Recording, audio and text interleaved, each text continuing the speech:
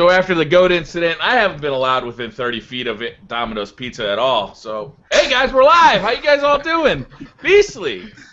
Long time no see. How you been? Oh, it's all good on this side. Damn, man. The goat incident, that was some crazy shit. Yeah, well, hey. You win some, you lose some, Beastly. I heard you were visiting family last week. We missed you.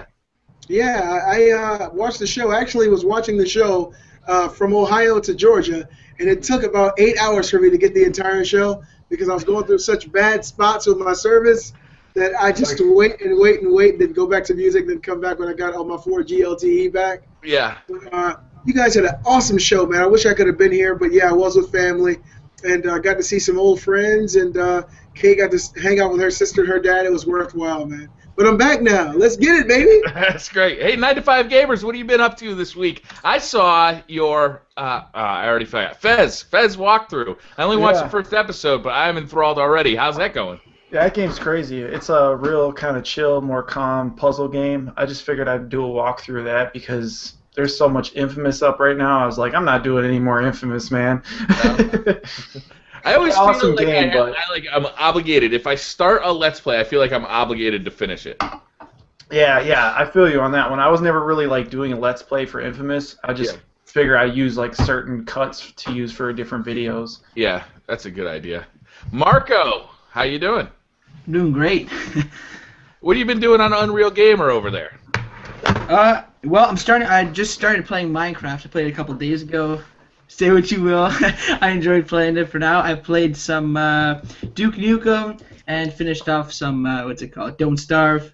And, I can't remember the videos I put up a couple days ago. Call of Duty and Titanfall. They're done. I'm just shooting them out. I'm just like... Unlike George Lucas, you get it right the first time. Not too nerdy. How you been? What have you been up to this week? Doing well, man. Just letting you know, Marco, by the way, Minecraft won't be on the Facebook Rift. Anyway, I did a lot of Infamous Second Son. I pretty much played that game like crazy, beat it, finally got platinum, and also did a little parody video if you guys want to see I saw that video. I really liked it. I thought it was really funny, especially that last little scene. Yeah. Something different, just having fun with it, stuff like that. So that's pretty much it for me. All right, Connie, been a long time. How you been? All right, I'm a bit stressed though because I couldn't get this freaking thing to work, but now it worked. Oh, Jesus. The wonderful world of computers and internet. What have you been up to on YouTube this week? I've been uploading The Walking Dead things because I'm trying to catch up to everyone else, but I've decided that I'm just gonna do a speed through because it's quicker when you're not recording your own Let's Play, and then just record season 2. And maybe record me watch the last episode because apparently that's really sad, but I don't know what happens. Are you making all your decisions based on how you would make them, or are you trying for like a specific way to play through? I'm doing it as I probably would. Like I don't trust anyone. Like nope. I'm just trying to do it how I would do it. See if I survive as a zombie. You got some trust issues over there, huh? I'm just saying, I ain't getting killed. No, Connie, I saw you uploaded some PS4 footage. You got a PS4 now? Yeah, I got one the day Ground Zeroes came out, so I was really worried it wasn't going to come in time, and then it did. And yeah, now it's just collecting dust. Yes. Yeah, so what did you get with it? Just the Ground Zeroes? Just Ground Zeroes, yeah. That's the only reason why I bought the PS4, to be completely honest with you, just because I wanted to get Ground Zeroes. And well, let me suggest you give that Infamous at least a shot. It's a pretty good game. I will when the price drops. I'm a bit poor at the moment now. PS4 got you, huh? Yeah, a bit. Oh. Now everybody's kind of spoke on what they've been up to all week. BriarRabbit, what have you been doing for the last 7 days? Well, I've been continuing my Thief Let's Play, and I'll be honest with you, that's become kind of a grind. I want to be done with that game at this point. I'm getting fairly bored with it. Towards the end, I'm like just sprinting through shit. Like forget this. Yeah, I'm doing a little bit of that too. So, I'm struggling. I want to get the Let's Play finished because I've come so far. I've got 30 episodes. So it seemed like a shame to just drop it. But I just have no interest in playing that game anymore, which makes it harder to, continue the Let's Play. So I've also been doing a lot of Titanfall. I actually got the little book there. But I have been absolutely loving that game. I just got the achievement for getting your first prestige in March. I realized that was an achievement that was going to be never available again, so I figured, I want one of those. That'd be fun. And then I found out there's no points for it, so, Oh, what? yeah. What else have I been doing? Some Infamous stuff. I've been mostly live streaming Infamous and then just pushing like hour-long videos over to the YouTube channel, so you expect to see more of that, but I'm not going to do a Let's Play of that because I'm just having fun playing it on Twitch. And that's about it. Awesome. Yeah, as soon as I came back, I fired up that Infamous. I wanted my first PS4 AAA exclusive, and I don't think it disappointed really at all. I did find a few issues with the game. It had a few glitches where I got stuck inside of buildings and stuff. But the feeling of that game, though, the actual feeling of power and the immersion of the world, man, it was really a nice experience. I beat it yesterday. Kate beat it the day before yesterday, and she's actually playing it right now because she's a maniac. But she's trying to get platinum and finish everything 100%, and so I know she will. She has more patience in that arena than I do. So most of you guys have played this game far further than I have, and what I'm worried about is it's an open world game, and I'm always worried when I play an open world game, is there going to be enough to do? Is it going to be, like, am I going to play this game for 8 hours and just be repeating the same missions over and over? Is it, is there a lot of variety, or by the end are you ready to just, like, be done with it? Well, what I would say is it does have a lot of repetitious parts of the game. A lot of the things you're going to be doing from start to finish are going to be mirroring themselves. But the overall fun of the game, it outweighs that repetition by far, if you ask me. The abilities you get in the game, how wide open the game is, and the beauty of it, the beauty of the world. It is a gorgeous game. By the time you get done playing it, and toward the end you get your last power, like you get it for like 5 minutes, right before the end of the game. When you get to really experiment with these powers and level them up, and then you get to see what they're capable of, I think it kind of outweighs the length of the game. After you beat the game, you get to go on side mission after side mission, which is very repetitive, in my opinion. But overall, I really, really enjoyed the game. I'll be doing a review on it probably tonight, if not tomorrow for sure. Not too nerdy yet? Something you want to pop in there? Yeah. See, the thing is, like, I feel that games like this, open world games, MMOs, RPG style like this, is open world, like, they're all pretty much repetitive, but like what makes it different, like for this game, is the special abilities, like Beastly Gamer said. It's each time you get a different power, each time you're leveling up your power, you do different movesets, stuff like that. So now you might have a mission that's similar to what you just did beforehand, except now you get to do it a different way because you have a new ability to beat it. And that's the thing, like, I learned that before, the smoke power, I hated smoke power in the bad playthrough. Then when I played the game again in good playthrough, I found out smoke power was one of the best for the good playthrough because it's easy not to hurt people in that sense. You just smoke them, they get stunned, and then you can not hurt them. So, like, it gives you a different way to play things, and if you look at someone else's playthrough, it'll be different from someone else's. And I think that's what makes this game different, is that, like, each time you play, it's something new that goes on. And the fact that it's open world, I think that it makes it easier for them to add DLC or add separate missions later on. Mm-hmm. So I'm looking forward to that, to see what they do with it. It's kind of like, you remember how Crysis was when it first came out? How you're able to tackle missions from high or low, or go in guns blazing, or be stealthy. You really can with this game. There's one ability in video where you go invisible. There's just so much stuff you can do, man. And then the enemies aren't stupid by a long shot. The enemies, there's so many types of enemies, and the animation of the enemies is like blowing my mind. Watching these guys walk in the street with spirals of rocks around them, and it blew my mind just seeing what the PS4 was, really capable of doing this early on. But yeah, you can tackle these missions in so many ways, and there's really no way to do something the same twice. It's going to be different every time. I really like the game. From the get-go, I was impressed with the graphics. That kind of seaside town with the lodge and the warehouse, and like traversing the kind of the shoreline just to get from one place to the other. It was unbelievable looking. It was really, really brilliant. Yeah, it looked nice. I mean, there's two things that I might say that they could have fixed. One is kind of stupid, the water thing. I love how he has all these special powers, but if he lands in water, they reset him back on land. They need to fix that. Two, He can't swim. yeah, the second thing is that the camera.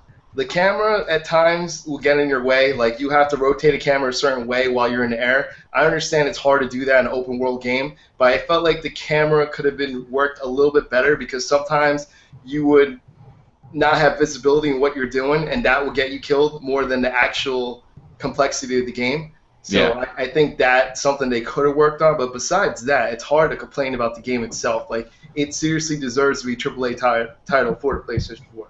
I think for the first time for Infamous too. I would always consider the first two Infamous games kind of like a just slightly below AAA, like almost like a B tier title. But I think this one really kind of captured everybody's imagination. Everybody seems to be really glowing about it in kind of a neon type of way. Yeah, I think it's like a real step up for this developer, though. Yeah, I think because the first game, or the first two games, it was the character Cole. A lot of people liked the character Cole, and that's what made the game, his powers, his abilities. But like, a lot of people didn't like Delsin, they didn't relate to him as much, but the gameplay itself was so strong, the way they got the powers, the way things happened, and towards the end of the story, you started to like him as well. And that's the thing that made this game different. It wasn't the character itself, like, you learned to like the character later. It was just the gameplay around it that actually did really well. Is that because you just sort of get used to the character, or is that because there's actual like character development? I guess it's a little bit of development. You see, like, depends what story you take, you know, which one you choose, the good side or the bad side. But, you know, beginning the game, he's a little cocky attitude. A lot of people don't like that cocky attitude. He seemed like a little too cocky, and it just didn't sit well. Like, Cole was different. Cole, like, people fell for him right away as a character, you know. But well, Cole's a little bit darker as well, right? Yeah. He lacked that spark of personality. Delsin, he's more like a young teenager talking crap to people, you know, and I kind of, it resonated more with me, Delsin over Cole, because that's kind of the way I would have reacted. If all of a sudden I touched somebody and I could do this amazing crap, jump up in the air, I'd be smiling up at the sky too, about to wear people out. So to me, he became a very likable anti-hero. Now, BriarRabbit, I know when you first started playing this game and you were talking about it, him as a character, it didn't really sit well with you. Is it still the same way? Has that changed at all? I'm just curious. Yeah, he's kind of that kind of cocky, like teenager attitude, like that immature attitude that he has at the beginning of the game. It was wearing on me. I saw what they were going with, though. Like, it wasn't disrupting my enjoyment of the game. And I did really enjoy how he just, like, he embraced the fact that he has superpowers now. Like, he wasn't all somber and like, oh, why is this happening to me? I just want to be normal. He's like, no, man, I got freaking superpowers and this is goddamn awesome. I like that. They did it on purpose so you could purposely dislike him in the beginning, but then, like, sort of root for him at the end, you know. And like I said, it depends which side you chose. Good karma, bad karma, two different things happen at the end of the story. So yeah. Two very different. What did everyone choose? Go ahead, Connie. What did everyone choose? Did you all go for good or bad? I did good in the beginning, and now I'm playing it my second time through to platinum, and I'm bad. I did bad first, and then after I got to platinum, I did good the second time. Or I did good the second time to get platinum, I mean, so. Well, I started out as good, and that's the only way I played it. I beat the game yesterday, and my wife, she played it as bad. She beat it the day before yesterday, so I didn't have to play it twice.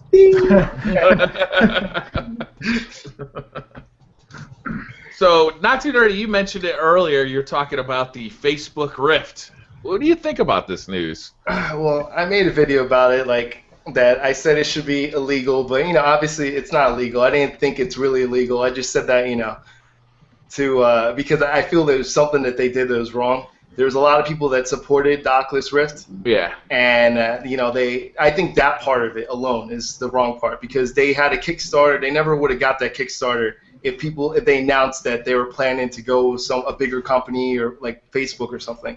Because when you think of Facebook, I don't think they're going to do a bad job. In fact, I think they'll do a really good job with the VR mask. But when you're talking about as a gaming accessory, I don't think that's going to be their number one priority. I don't think they're going to be paying attention to the hardcore gamer. Are they going to add games to it? Yes, but it's not going to no longer be that hardcore gaming virtual reality mask.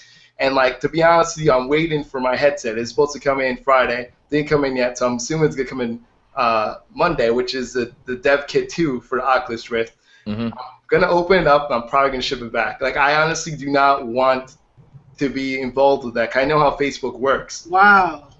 Like, it's that serious. I know how Facebook works, and Facebook, whether they incorporate their name inside of it or whatever, whether they make you log into it or not, you know, they're still going to use all the information they get from what you're watching to advertise. That's how they make their money.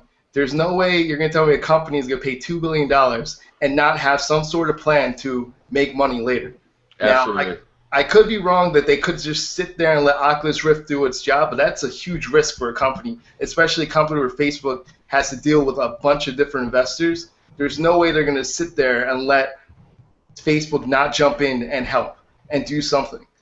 So, why do you think Facebook did this? Do you think they want to like create like kind of a gaming community inside Facebook, more so than what they already have with like the free-to-play games and those like Facebook games? Do you think they want to be like a hub for gamers where, you know, people are coming to Facebook to log into their Facebook account and start their game session similar to Steam or similar to Xbox Live? Or do you think that they're just trying to branch out, kind of trying different things? Or maybe Mark Zuckerberg just has a hard-on for this thing. I think Mark Zuckerberg does have a hard-on for this thing, but the thing is, if you look at what he said he plans that this will be a great social device, and he said that, and that's quoted, like he actually said that. Yeah. So if you look at Facebook, their demographic that they're lacking in is between ages 21 and 30. That's around the gaming division. That's what a lot of the hardcore gamers are between 21 and 35. So what they're planning to do is attract people, not just the gamers. They also want to attract other people. So imagine if you wear a headset or something, virtual reality, and you could socialize with your friends on Facebook. No longer do you have to log on to Facebook. You can actually use a virtual reality mask to talk to each other or something like that. I think that's their ultimate goal, to make a social network using virtual reality. As much as they don't want to say that, I think that's their ultimate goal. That's what I honestly think they're going to do with it eventually. We'll have a Facebook post that says, "Not Too Nerdy is currently playing Farmville with his VR headset on." I can just see Zuckerberg now just petting an evil cat, saying with the Rift, "We will take over the world," you know? Yeah. Well, just think about how much money, you know, Facebook makes money for advertisers, right? So just think about how much money they will make if you tell an advertiser or a company, say, hey, you can advertise on a virtual reality mask and people would see your image in 3D. People could see your advertisement in 3-dimensional. So they actually could feel the advertisement. They could see it, and it'll make them buy it more. Imagine this. You can walk around in a 3D space of a restaurant before you go, or go to a sporting event, or see a place before you actually. They're going to make tons of money off of this ad shit. Mm-hmm. And I believe that the actual video game aspect of the Oculus Rift is getting ready to be pushed all the way to the back burner. That's me personally. But who's going to buy it if it's not video gamers, right? You got to sell it to video gamers, because nobody's going to want to walk around Facebook in virtual reality. You know, like, what are they going to do? Have something like what was that, PlayStation Home? Like, is that what they're going to do? Because that sucked. Or what was the other one? What he was saying is they could use it for like educational applications. Seeing how things work in hospitals, sporting events, things of that nature, and that's not necessarily gamers, but that's what nobody's going to buy it for that, are they? Like, I can see maybe hospitals buying it to teach stuff, but I mean that's a small group of people that would be buying it. The fact is, Facebook makes so much money with advertisements now that they're one of those companies that could sell it for a loss. So they could sell it to the people for a loss and then make their money back in advertisements. That's the thing you have to watch out for, because there's not only, like, Facebook is free, so they get money like that. They could literally sell these at a loss, still make profit, because people are going to buy it and they'll just make the profit off the advertisements later. That's the thing. Like, there's a lot of things Facebook can do, and I know that he definitely saw that, and his investors saw that, and that's what counts. It doesn't matter how much Mark Zuckerberg likes something, eventually he has to face the investors too now. It's no longer his own thing anymore. This Titanfall murder was brought to you by Pizza Hut. or think about this, though. Like, how much hand sanitizer do we buy every year as individuals? Probably not very much, but companies like Gojo, they make hand sanitizer. They sell it to every hospital in the country. They make billions of dollars every year, right? If Facebook were able to capitalize on education, and get these Rifts into every school somehow. Get them into hospitals for educational purposes with our doctors. They'd make all their money back and then some, and then be able to reach out to the peons who want the Oculus Rift Facebook version still. So, I mean, obviously they bought it for a reason. They know they're going to make a ton of money off of it. I personally think it's going to be because of ad revenue, but there's a lot of options for them outside of gaming, and he said it himself that they want to use it as education and for communication purposes, and that's probably where they're going to go. They're going to go for schools, they're going to go for hospitals, and they're going to go for that aspect of it. If this thing turns into, another, what is it called, home for PlayStation? I can't remember what that thing's called. You know, it's home. Or Second Life. We all hang out at home. Yeah, that's how we all met. Second Life, if it turns into something like that where there's just a bunch of flying dicks around in 3D, I'm not playing that game. Like, I don't want to see it. If this, what my hope is for 3D is, I think all gamers' hope is, I want to be immersed into a world and not even realize I'm playing a game anymore. Like that good. But I don't understand what the application can be for Facebook.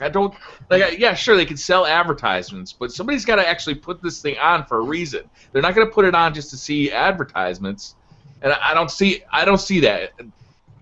I don't see that application for Facebook. It's bizarre to me. I think because Facebook bought them, you're not going to see any PC gamers necessarily backing them. Like, no one's going to buy that fucking thing because Facebook has control now. They're going to ruin it, man, for what it is. They're going to put that thing on the shelf, have a Facebook emblem on it, and everybody's moms and grandmas are going to go buy it because they want to do whatever on Facebook. What if it all just blows over, though? What if it really is Mark Zuckerberg's pet project? Like, hey, I really like this thing. I want it to succeed. I want to throw him $200 million. We'll see the returns in 10 years because this thing is going to be super successful, and we're just going to leave them alone. They've done that before with certain apps that they've bought. It's like they've bought apps that they've said, yeah, this was really cool. We know it's going to make money. We're not going to interfere with it or suck it into the Facebook fold. We're just going to let them be. They've done that in the past with much smaller purchases, though. Well, the one reason why I don't think that's possible is because this thing has been, it didn't happen overnight. As much people want to say this happened out of nowhere, like there were signs of it before. One of the top investors for the Oculus Rift after Kickstarter was a shareholder of Facebook. He owns most of the shares, like a lot of the shares next to Mark Zuckerberg, and he was one of the biggest donators to Oculus Rift. So he was one of the shareholders of Oculus Rift. That's why people speculated, but then no one really thought Facebook would get it. But then Mark Zuckerberg got it the next day over. So this was already planned ahead. If their shareholders for Facebook are already looking into this device, you have to believe that they want to make money off of it. They have time to wait because it's Facebook, but at the same time, $2 billion is still a decent amount to invest, and their investors eventually want, $2 billion for us it seems like a lot, but for Facebook that's probably maybe 5% or 10% of their whole gross, their whole net worth. So it's really not that much to them, but for us that just seems like they're gonna do something. They have to make a move. So I don't know. Hopefully I'm wrong. Once they add smell-o-vision, it's going to be like I'm actually there eating your dinner with you for those. Now, I heard that some of the original backers of the Kickstarter, they actually have come out and they want their refunds. Did you hear anything about this, Not Too Nerdy? Yeah, they want the refunds. The problem is that Oculus Rift is going with, they promised the dev kit 1 to them. They never promised them the full final version. That's what someone said. So that's why, they already have the development kit, the first development kit, and that's it. That's what you get. That's what they're trying to say. That they kind of save their ass in the long run. Yeah, so that's why the fact that they release prototypes before they release the main product is what saved them. They could just say, oh, well, we already released you something. We promised you the first part. We never promised you the second one. So that's it. That's all I was saying. Okay, let me ask you a question, BriarRabbit. I know that the Oculus Rift was something that you were at least mulling over in your mind is something you were going to potentially buy in the future. Does this Facebook merger at all change that outlook for you? It does. I'm definitely scared of Facebook. I don't have the aversion to it that you do. I saw your video about Facebook. I still use it. I use it for not only for marketing the the BriarRabbit channel, but I also use it to keep in touch with basically high school friends that I don't see anymore. I don't use it a lot though, and I gotta say I don't really like using services where I'm the product, where stuff like Google, stuff like Facebook, where they're not selling me a service. I'm not paying for this service, and that tells me that I am the product. They're selling me. They're selling my information. They're selling me to advertisers. You know, Google does this, Facebook does this, Twitter does this. Everybody does it. Anytime you get into a situation like that, that's what you got to know. That's the deal, basically. And that scares me because I don't know how much control I want Facebook to have over my life or my information, and how much more control do they have once I'm in their virtual reality world and like I'm buying stuff and interacting with their VR. I don't even know what I'm going to be doing with this thing at this point. It'll be just like Facebook, but your eyes can be the mouse. Like, would anybody buy that? Like, I can't imagine anybody just like browsing like paying $300 for a headset and browsing Facebook for that. But you can do Candy Crush. You can play Candy Crush. I can't wait to do that. I'm thinking a lot about all the. What if Valve partnered with them? Would you guys consider it? If who? Who partnered with them? Valve. Oh, hell yeah. Come on. I mean, Valve will never partner with Facebook. No. I'm not talking about Valve and Facebook. Talking about Oculus and Oculus and Valve. Yeah. No, I was talking about Facebook and Oculus. Would you buy it?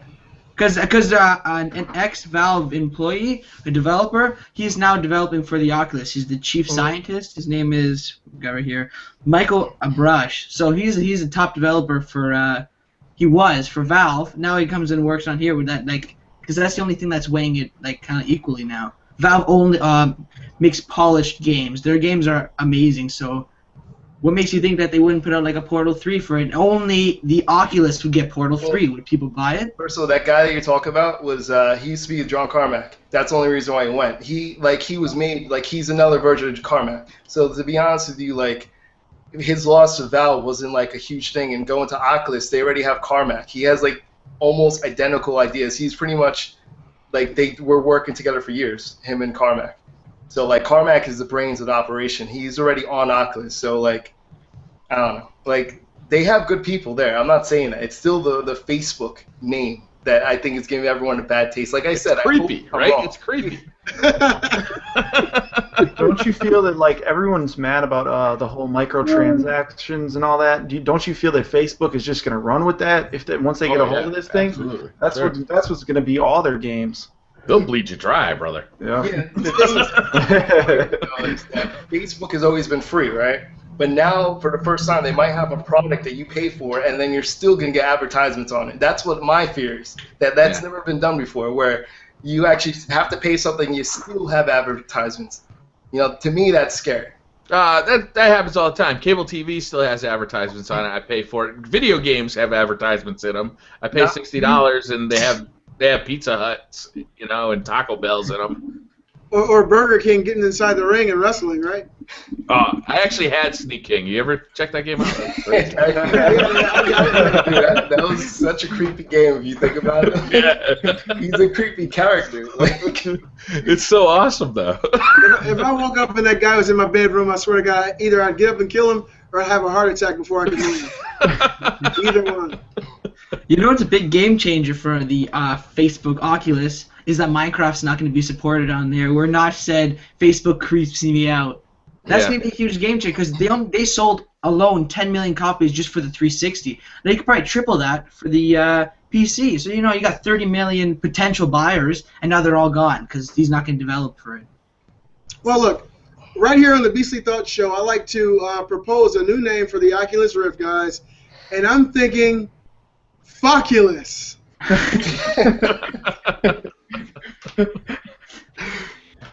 Alright, what I was going to say is, see, the thing is, if you look at the other hand of it, because you're saying that Minecraft developer is gone, he's not going to be with them anymore. The thing is this, like, that really doesn't make a difference to people, because Minecraft is iffy, if it'll look good at virtual reality anyway, but if he went with another company, like say if he says, like, I'm not going with you guys, because people pretty much call him out and said he's acting like a baby for this. So if he went with, like, Project Morpheus instead and said, I'm going to make Minecraft for the PlayStation, then what? See, that could be something that people would be like, oh, like if developers start going with the PlayStation 4 just in spite of the Oculus Rift. I think a lot of them are going to do that anyway, though. I mean, think of the connotations that come with Facebook. I mean, I'm not the only guy out there who just feels iffy about Facebook as a company and as a service. And a lot of these guys, myself included, was looking forward to the Oculus Rift. Now I'm looking totally toward Project Morpheus as the predominant and the premium in the virtual reality headset space now, because with Facebook backing this, of course, I think the hardware is going to be spectacular.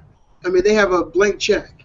They can do the things now with the Oculus Rift that they wish they could have done 6 months ago, but they knew it was outside of their reach because they didn't have the backings or the funds. Now they have the money, but they don't have the same ideals behind the product. So I'm thinking that they don't have any customers.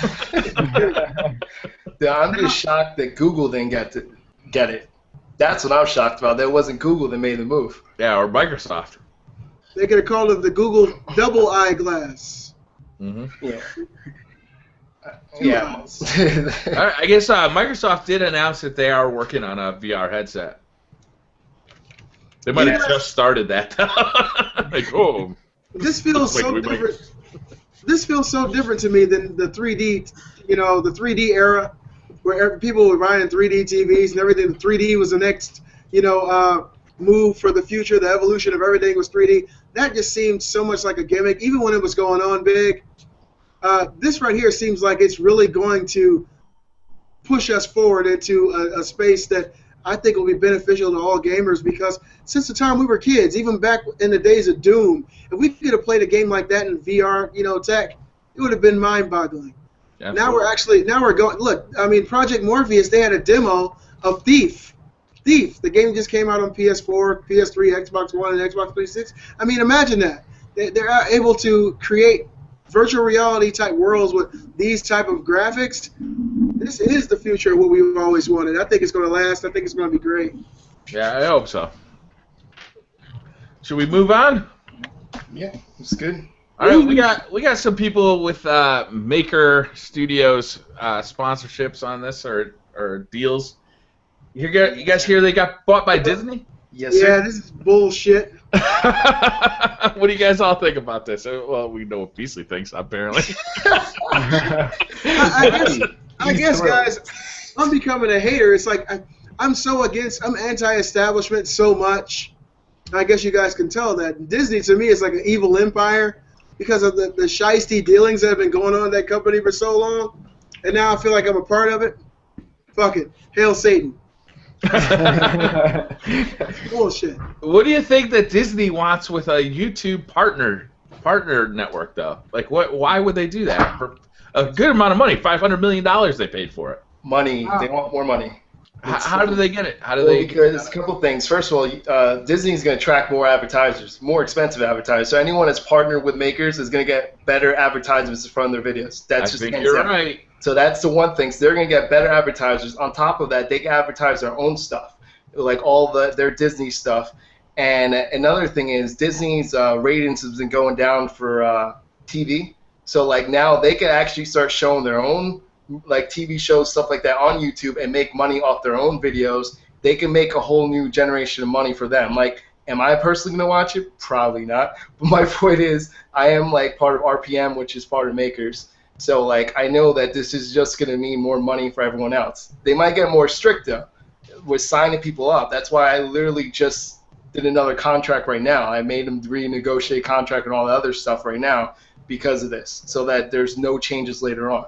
Yeah. Not be locked in the contract. So, that's one thing you have to pay attention to. But I think they're going to get more strict as Disney. So they're going to try to get more strict as they got a funny thing with copyright. Yeah. So, they're big on copyright. I guarantee anyone that's using any of their stuff in their films, now you're going to get flagged because Disney is going to try to make money off their own product. So. Or what if they say, okay, everybody's partnered with Maker, now gets access to this little tiny vault that we put aside. This is all the stuff that you can use that's Disney-owned IP, and as long as you put it down in the comments that, this is Disney-owned IP, you can now use it. That'd be cool. That'd be awesome, man. Yeah, that'd be really cool. Like that would be awesome. Donald Duck plays Titanfall.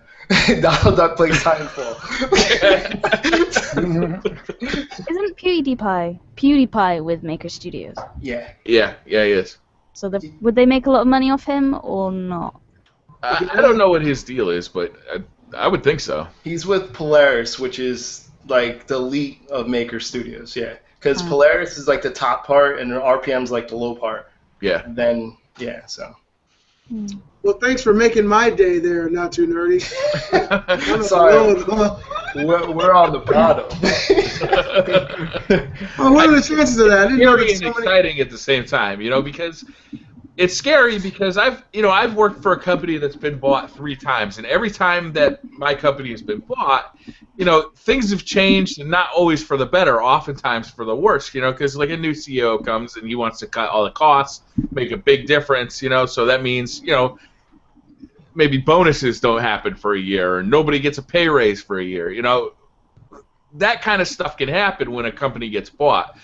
But the exciting part is it's Disney, and why else would they be buying RPM or Maker unless it was for advertising and for maybe they see the potential of YouTube for Disney and they're planning on maximizing that. Maybe they start putting advertisements in the front of everybody's videos for the new Disney TV show that's airing on 6 o'clock on Sunday night. Well, that would suck, huh? The thing is, you gotta keep in mind when you have a studio, when they own the studios, they select the advertisement that goes on the videos. Right. So they could put only their advertisements on the videos now because they're the ones they advertise already. Marvel, all that stuff that they own, they already advertise on other people's videos. Now they can make sure even more videos have just Disney stuff on it. And hopefully they give their partners a good CPM for doing it. Yeah. So I'm sure they're going to have promotions and different things, incentives for you to maybe sometimes like to promote something that's coming out or something like that. They'll do different things depending on what type of channel you have and stuff. Disney owns LucasArts right now, right? Yeah. What's left of it, they destroyed most of it though. Yeah. Well, I mean, LucasArts kind of destroyed LucasArts. They didn't come out with a good game for like a decade. They had that one game that looked good, and then they're just like, no, never mind. It was Star Wars. It was a Star Wars 12. What was it, 21 something? Yeah, that 21, game 13 looked or awesome, something. man. Yeah, it looked good, and they're just like, nah, let's scrap that game. Yeah, that was a fiasco. That's sad because LucasArts was such a strong part of my childhood. Have you guys heard about have you heard about Full Screen, the network? No. Screw Attack have now merged with them, so they're now one network. I saw Figco talking about this, but I didn't watch the video. I'm not familiar what Screw Attack is. Screw Attack, have you heard of Angry Video Game Nerd? Yeah, that's what exactly I was thinking. They're basically responsible. They post him on the website and stuff. Like, I think that's the only thing that I know that they're off. But basically, they've turned into a network with Full Screen, so they're merging. That's cool. So Screw Attack is gonna be an actual network. Yep. So, and they were saying how you'll get exclusives like the first Angry Video Game. You can get that earlier. You can also get T-shirts or tickets to some events that they host. You just get exclusives and stuff if you're in that network. Yeah, they have conventions and stuff too. The Screw Attack convention is pretty big. Really? Yeah. Yeah. I wanted to ask you guys about the biggest news of 2014. It's going to be the biggest news of 2015, 16, 17.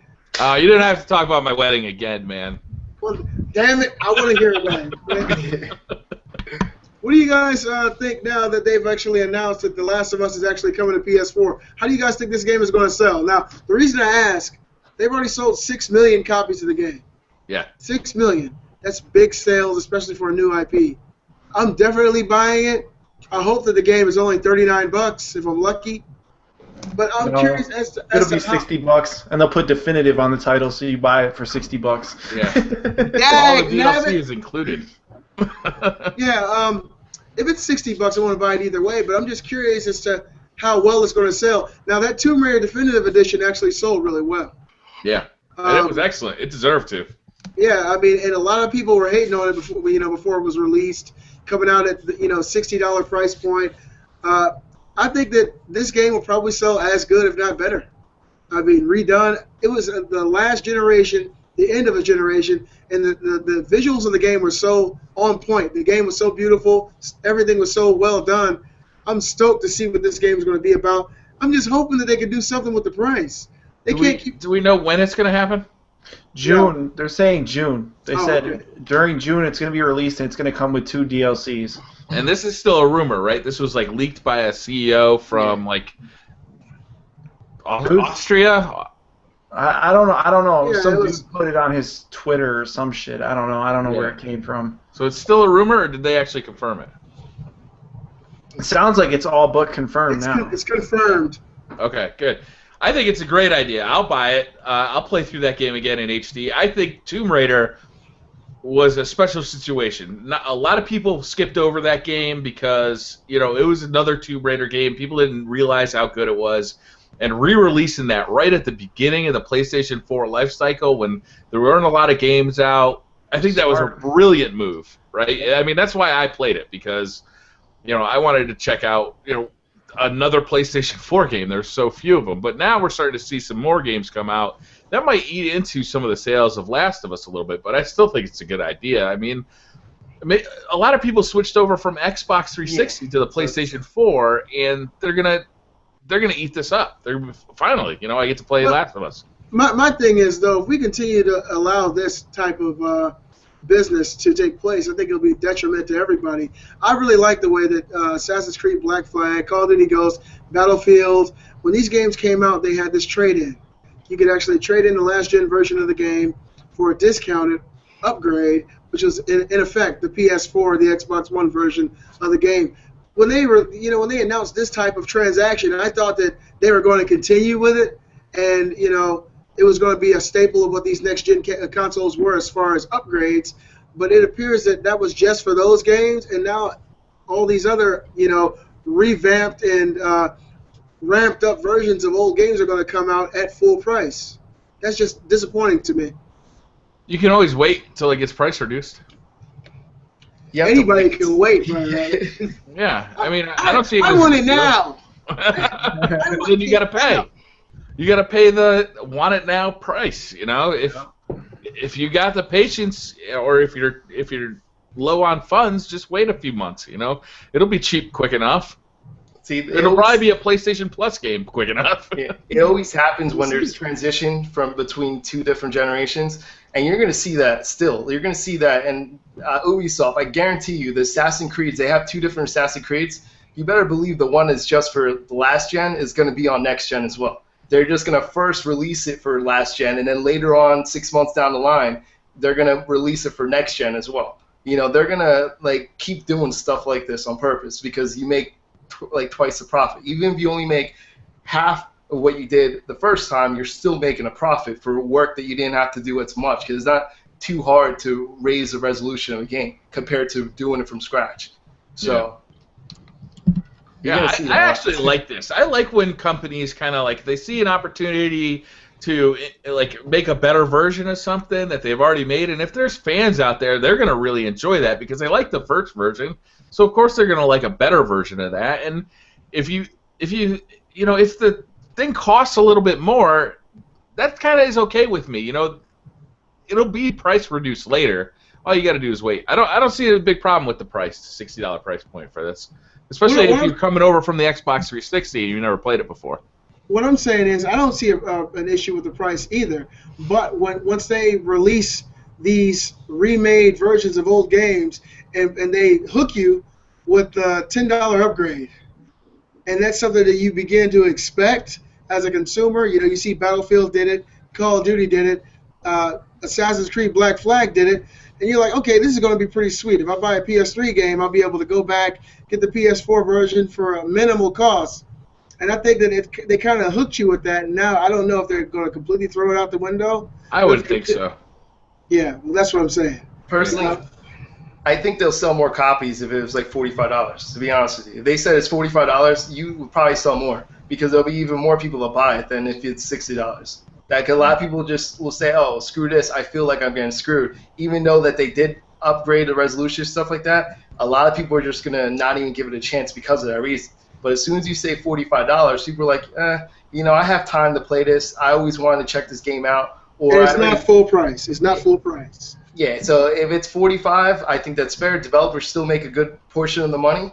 Yeah. And the gamers will be happy because it's cheaper. So put some nice box art on the cover, something different, Yeah, it's not like they got to go back in there and completely reprogram anything. They're just putting a fresh coat of paint on a game that's already been created. So they're not doing nearly as much work as they did initially. Why should you pay for the same amount of work over again? All they're doing is... Well, they still did the work to begin with. Yeah, but you want to get paid twice for the same amount of work? All you're doing... Well, not everybody's buying the game for the second time. Yeah, but for those who are, is what I'm saying. Well, they're going to be... I mean, it's got to be... it was such a great value the first time that you're now ready to buy it again. And it includes DLC, too. Yeah. Yeah, well, it does include the DLC. I'm hyped for that. What I'm saying is, I agree with you, Natsunari. I think if they release these remade, graphically remastered versions of old games at a $40, $45 price point, I don't think anybody would complain. I think they'll get even more sales, to be honest. That's because there are going to be a lot of people who bought the game and they say, I love the game, but I'm just, I don't really want to get it for $60 again. I mean, that's going to happen. It may not happen with us because this is what we do. Of course, we're all probably going to get the game. But there's a lot of people who can't afford to buy a game they already bought a year ago, again, at full price. They say, man, if I want to get this game again, it's going to be $30, or I'm just going to buy something totally new. That's what they're going to say. So they're going to lose a lot of customers for pushing it out at that $60 price point. I know it's going to do well, because this game is one of the best games that came out on the PS3 ever. So what if they have an exclusive level that you can't get any other way? What level, BriarRabbit? I don't know. But, I mean, would that make it worth the $60 if they had something that you just couldn't get any other way? Never going to be available on the PS3. The only way to get it is on the PS4, the new definitive gold box collector's edition. Yeah. That sounded so real. I thought it was a real thing right there. Yeah, I mean, anything that you can't get on the PS3 will make, increase the value of the game, be it new DLC or be it, an expanded level, anything. But if you're getting the exact same thing, and especially for people who bought all the DLC, all you're getting is a graphically remastered version of a regurgitated game that you've already played and probably beat the hell out of. And so I think for those people, a better value would be a $45 game. That's all I'm saying. I mean, I'm not disputing that, this is business and we want to make as much money as we can. But I think for the people out there the 6 million people who've already bought the game and, forked over their money, that something should be done on their account, be it free stuff or something extra as far as DLC that you can't get, or a price reduction. But I think $60 just for what you've already got graphically enhanced is a little greedy. That's just my perspective on it. How about this? How about they give you $20 off if you prove that you have the platinum trophy for the PS3? Oh shit! I'll just take a picture of somebody else's and email it to them. We ready for the next topic? Yeah. All right, what do we got here? All right, so I think Marco and I are the only people who've played Titanfall at this point, right? I played the beta. You played that? Okay. So would you guys prefer a Titanfall with subdued graphics but more pilots? Or do you think it's pretty good the way it is? Six pilots on each team, cool graphics. Wait, for what console? Like console or PC? Xbox One or PC, it doesn't matter. They could have just made a better campaign. Yeah, I think that would please a lot of people. What always sells me for a game. If the story's shit, then I don't really want to buy it. They have a campaign? They do. They do. Yeah, exactly. I know they use the word campaign. I think that was it. Dude, that's the best feeling for a campaign. Everyone's a winner. You can't lose the campaign. You can't. Marco, you were talking last week about the campaign and how there's no way to tell which levels you've won and lost. But there is an achievement linked to winning all of the levels on both sides of the campaign. Yeah, it's true. I have to keep a tally beside me. I don't know if they changed it because I didn't really go back to the campaign. Although I do like when you play the campaign, you can actually rank up. Yeah, I like that too. You get a lot of XP in there. So yeah, I can't get onto the IMC. I've been doing the militia the whole time. I keep redoing the campaign. I don't know which one I'm missing out on. Oh really? See, the thing I don't like about the campaign is like when you're doing it, like the people that pop up on the top that like they're talking to you and stuff like that. Like we're winning, and like the way they talk to me is like if I'm losing. Like it seems like they're not adjusted to the game. Like, they're just doing their own thing. Well, I'm clearly winning. Our team's winning. We're completing the objective. Then they're like, you guys have to do better. Like they're saying something. I'm like, what are you talking about? Are you even watching the game that I'm playing right now? Like that's the only thing. I think that like they just rushed it to say we have a campaign instead of actually working on a campaign. Yeah. And like I understand why they're doing it in a way, but I just feel like what's the incentive to go back to the campaign minus the 2 Titans that you unlock or whatever? Yeah. You know what I mean, like I actually like playing the campaign levels. Really? Yeah. I don't know. It adds some more like drama to the regular multiplayer. What's super weird to me about that game is that you have all these mechs and none of them can fly. None of them had jetpacks. None of that shit. It's like, dude, what mech game are you playing? It's called Titanfall, jetpacks. Titanfall. Armored Core. They can fly around. Well, Zone of Enders. Part 2 will be called Titan Fly. Right. Titan Fly. Just have a so good do you guys think that game should have been like a $40 or $50 game then because it didn't include a campaign? Well, a real campaign, a single-player campaign? Or do you think it was price justified with just the multiplayer? I don't think it was the price was not justified, but not just because of that. It's because the weapons and stuff like that. It's not like a complete list of items. There's not enough weapons, not enough stuff, and like they're gonna include that for the DLC and other stuff. And that's the thing that to me it's like they didn't finish the game, and yet they're gonna add these things later to force you to buy. So like to me, that's why it doesn't equal $60. Not just the campaign. It could have been fine if they had more weapons and stuff. But the fact that later on they're gonna add a couple Titans here and there, here's another couple weapons, and then they're gonna do the same thing later on. Here's another map or two. Now I feel like they're just grabbing too much money from the people because I agree with you if I wasn't having so much goddamn fun with the game. Like it's just like I'm playing it so much. I'm enjoying the hell out of it. Like I know that I'm going to be playing this for a year, right? And like they could have charged a year comes down the road, right? And I'm still playing Titanfall. And if somebody asks me how much do you think you should have paid for this game, I'll be like, well, I mean, what's a fair price for hundreds of hours of entertainment, I think I would have been happy to even pay $100 if I knew I was gonna play the whole year. I would have been happy with $100. Like, yeah, that's unknown. So fair. Unknown. Yeah. My thing that I don't get is they make you pay $25 for the season pass or whatever, but then on top of that, they're also releasing DLC packs that you have to pay for. It's like if you're buying a season pass, you should get every damn thing that's released for the game. Call of Duty did that too. I think they started that with Modern Warfare 3, and it pissed a lot of people off. Or was it Black Ops 2 that they started doing that, where you'd buy the season pass and you got all the map packs, but you didn't get like gun camos and stuff like that? Yeah, I think that was Black Ops 2, yeah. Was it Black Ops 2? And that pissed a lot of people off.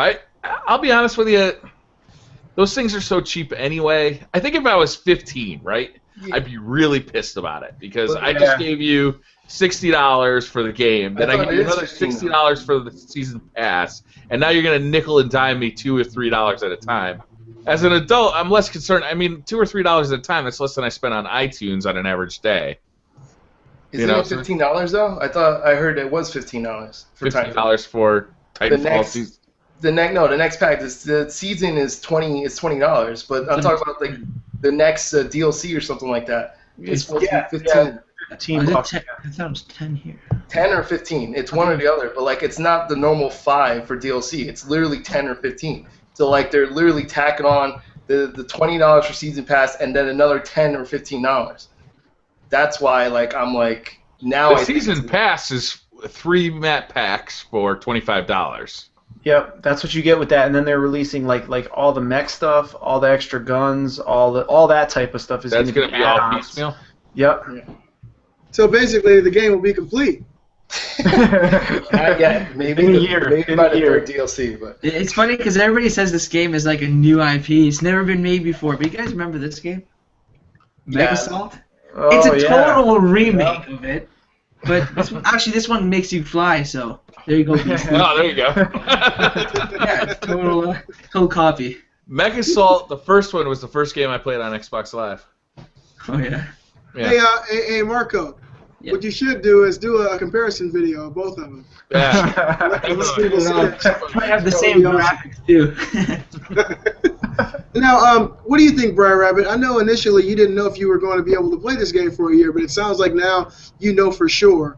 Yeah, I'm really enjoying it. It's so deep. The levels are so big, but they're intricate enough that it really takes a while to learn them. Learning the best route from one place to another is really fun with the parkour mechanics, like jumping from wall to wall. Just learning that parkour mechanic, you're getting better at that. That's something that's new to me. That's not a gameplay feature that I'm familiar with. Normally, I've been kind of playing it to the ground, Call of Duty style, and so that's how Thunder plays on the ground. And so, if I was able to do that parkour, I'd be doing that all day long. So yeah, it's really fun, you know. Jumping up onto rooftops, taking a couple pot shots, and jumping into a building, then bouncing between two buildings to get places really fast. And then you got a Titan. You know, you call in your Titan, and it becomes almost it's a different game. You know, between being a pilot and being a Titan. And when I first started playing, I just let my Titan go off and do its own thing because I was a Call of Duty player and I was focused on killing as many pilots as I could. But now I look forward to getting my Titan because I've gotten better at using it. I've learned some more strategies about how to not only score more points but also not die immediately once I've been put into it. And I'm really enjoying that aspect of it too. So it's like I think it's a really deep multiplayer experience. Adding levels, adding more guns, I think all of that stuff will add to it. As long as they don't do any kind of pay-to-win guns. I really hate when companies do that. But they seem to be pretty responsible about this. Like, they could have definitely charged for those burn cards. You know, like, you got to pay, 50 cents for a pack of burn cards. They could have definitely done that. And they didn't. So, we'll see. Okay, so you said a lot. Let me abbreviate that. You've been really enjoying using the big one because you've been using it a lot more and getting better with it. Sounds good. That's true. That sums it up nicely. You ever play a game called Shoot Mania? You ever seen that game? Like, was the game that really used that element to jump off walls and stuff and shooting. Like, that one is like they use that in like professional tournaments, stuff like that. It's a very precise game. Like Shoot Mania. If you ever get a chance, look that up. But that's the element. That's what it reminds me of. What console, Not Too Nerdy? That's PC. PC. That's PC definitely game. If you ever look that up, it's exactly the style that they pretty much are using. And like, so that's why a lot of people. It's like red and blue. The characters are like red and blue. Yeah, like blue. Power Rangers a little bit. Side to side. Yeah, that's exactly how you play the game. That's where they got the elements from. But they also got it from Unreal Tournament. Like a lot of people say that's why this game sort of combines a bunch of games together. Unreal Tournament, Mech Warrior, and then like it's there, and Call of Duty. They combine those three, and that's it. Which is still a unique game on its own. It's just that the elements have been there before, and I think like that's what's turning away some people. But like the one thing that they need to fix, and I keep going over this because I keep seeing it still, like they refuse to fix is the matchmaking. Like the matchmaking in that game, they fixed it already. They put in a fix. It's a beta still, but like if you scroll all the way down to like through all the different matches, there's a new one that's attrition only, which is team deathmatch, but it's a new way. So they drop the teams at least every 3 games that you play. So you start with totally from scratch with a new team and a new team that you're playing against. But it's also more skill based. So they balance it now because the PC version had a huge problem with that, man. Like it'll be such a mismatch, and you're stuck with that team. And you keep playing the same team too. Yeah, so you're just consistently getting your ass kicked, or you're consistently just blowing the other team out of the water. Yeah. Which I don't mind keep winning though. I mean, if you're gonna keep winning, I'll stay on that team so you can level up quickly. Yeah, it tends to be more fun. Yeah. I've been really impressed with kind of the art, and I think that's what's kind of kept me going back to the campaign because I like that. I was a big fan of the Firefly TV series when that was on TV, and now that it's on Netflix, and it really reminds me of that. very, very much the kind of same kind of thing. And I like that too, that kind of space western. The only thing I'm disappointed with, like, the way it looks is, like, I like the way it looks. I feel like if they got away from the source engine, they would have had a better chance of making it look better. The fact that the source engine, it's like, that's a 10-year-old game engine. Yeah. So I like the art style. I'm not necessarily high on the technical, graphical prowess of the game. Because you know that the PC version is still capped, right? Like, you can't get over 60 frames. They won't do the patch yet. And it's ridiculous why a PC version can't get over 60 frames per second. Like, that's the reason why you're playing on the PC version in the first place, so you can have all the higher specs. But I mean, I noticed that during the beta. When I was playing the beta, I tried to turn it all the way up, and it wouldn't allow me to at all. I was like, what is this shit? It locked you 1080p. I'm like, now you could go to 1440p, but, like, I couldn't go any higher than that. I wanted to see if I could go to 4K. And it wouldn't even let me do 4K, so I'm like, all right. Like, it won't even let you. It won't even let you adjust it. I probably would have ran 4K, maybe 40 frames per second, but still, like, I wanted to see it. That would have still been fucking amazing. That would have been fucking awesome to see that. I watched that video all day long. Dude, but, like, nope, they won't. So I'm thinking now. Go ahead. Real quick question. Now that we've had Infamous Second Son and Titanfall come out, do you think they were good contenders against each other for the month of March, guys? No. No, hell no. No, I think Infamous sold, I think Titanfall sold more, to be honest with you. Sold more? Sold more. I don't know. No way. Like, by numbers already, they already surpassed. They had Infamous a higher pre-order, too. Really? They had over, it's 1.1 just pre-orders. And that wasn't even after the release. And then even more people bought it in different countries because PlayStation 4 released a bundle with it. So, like... Like for instance, in the UK, the PS4 hardware sales went up 106% because of the release of this game. Wow. This game has been selling like... And they outdid Titanfall in the UK as well. When Titanfall came out versus Infamous creamed them.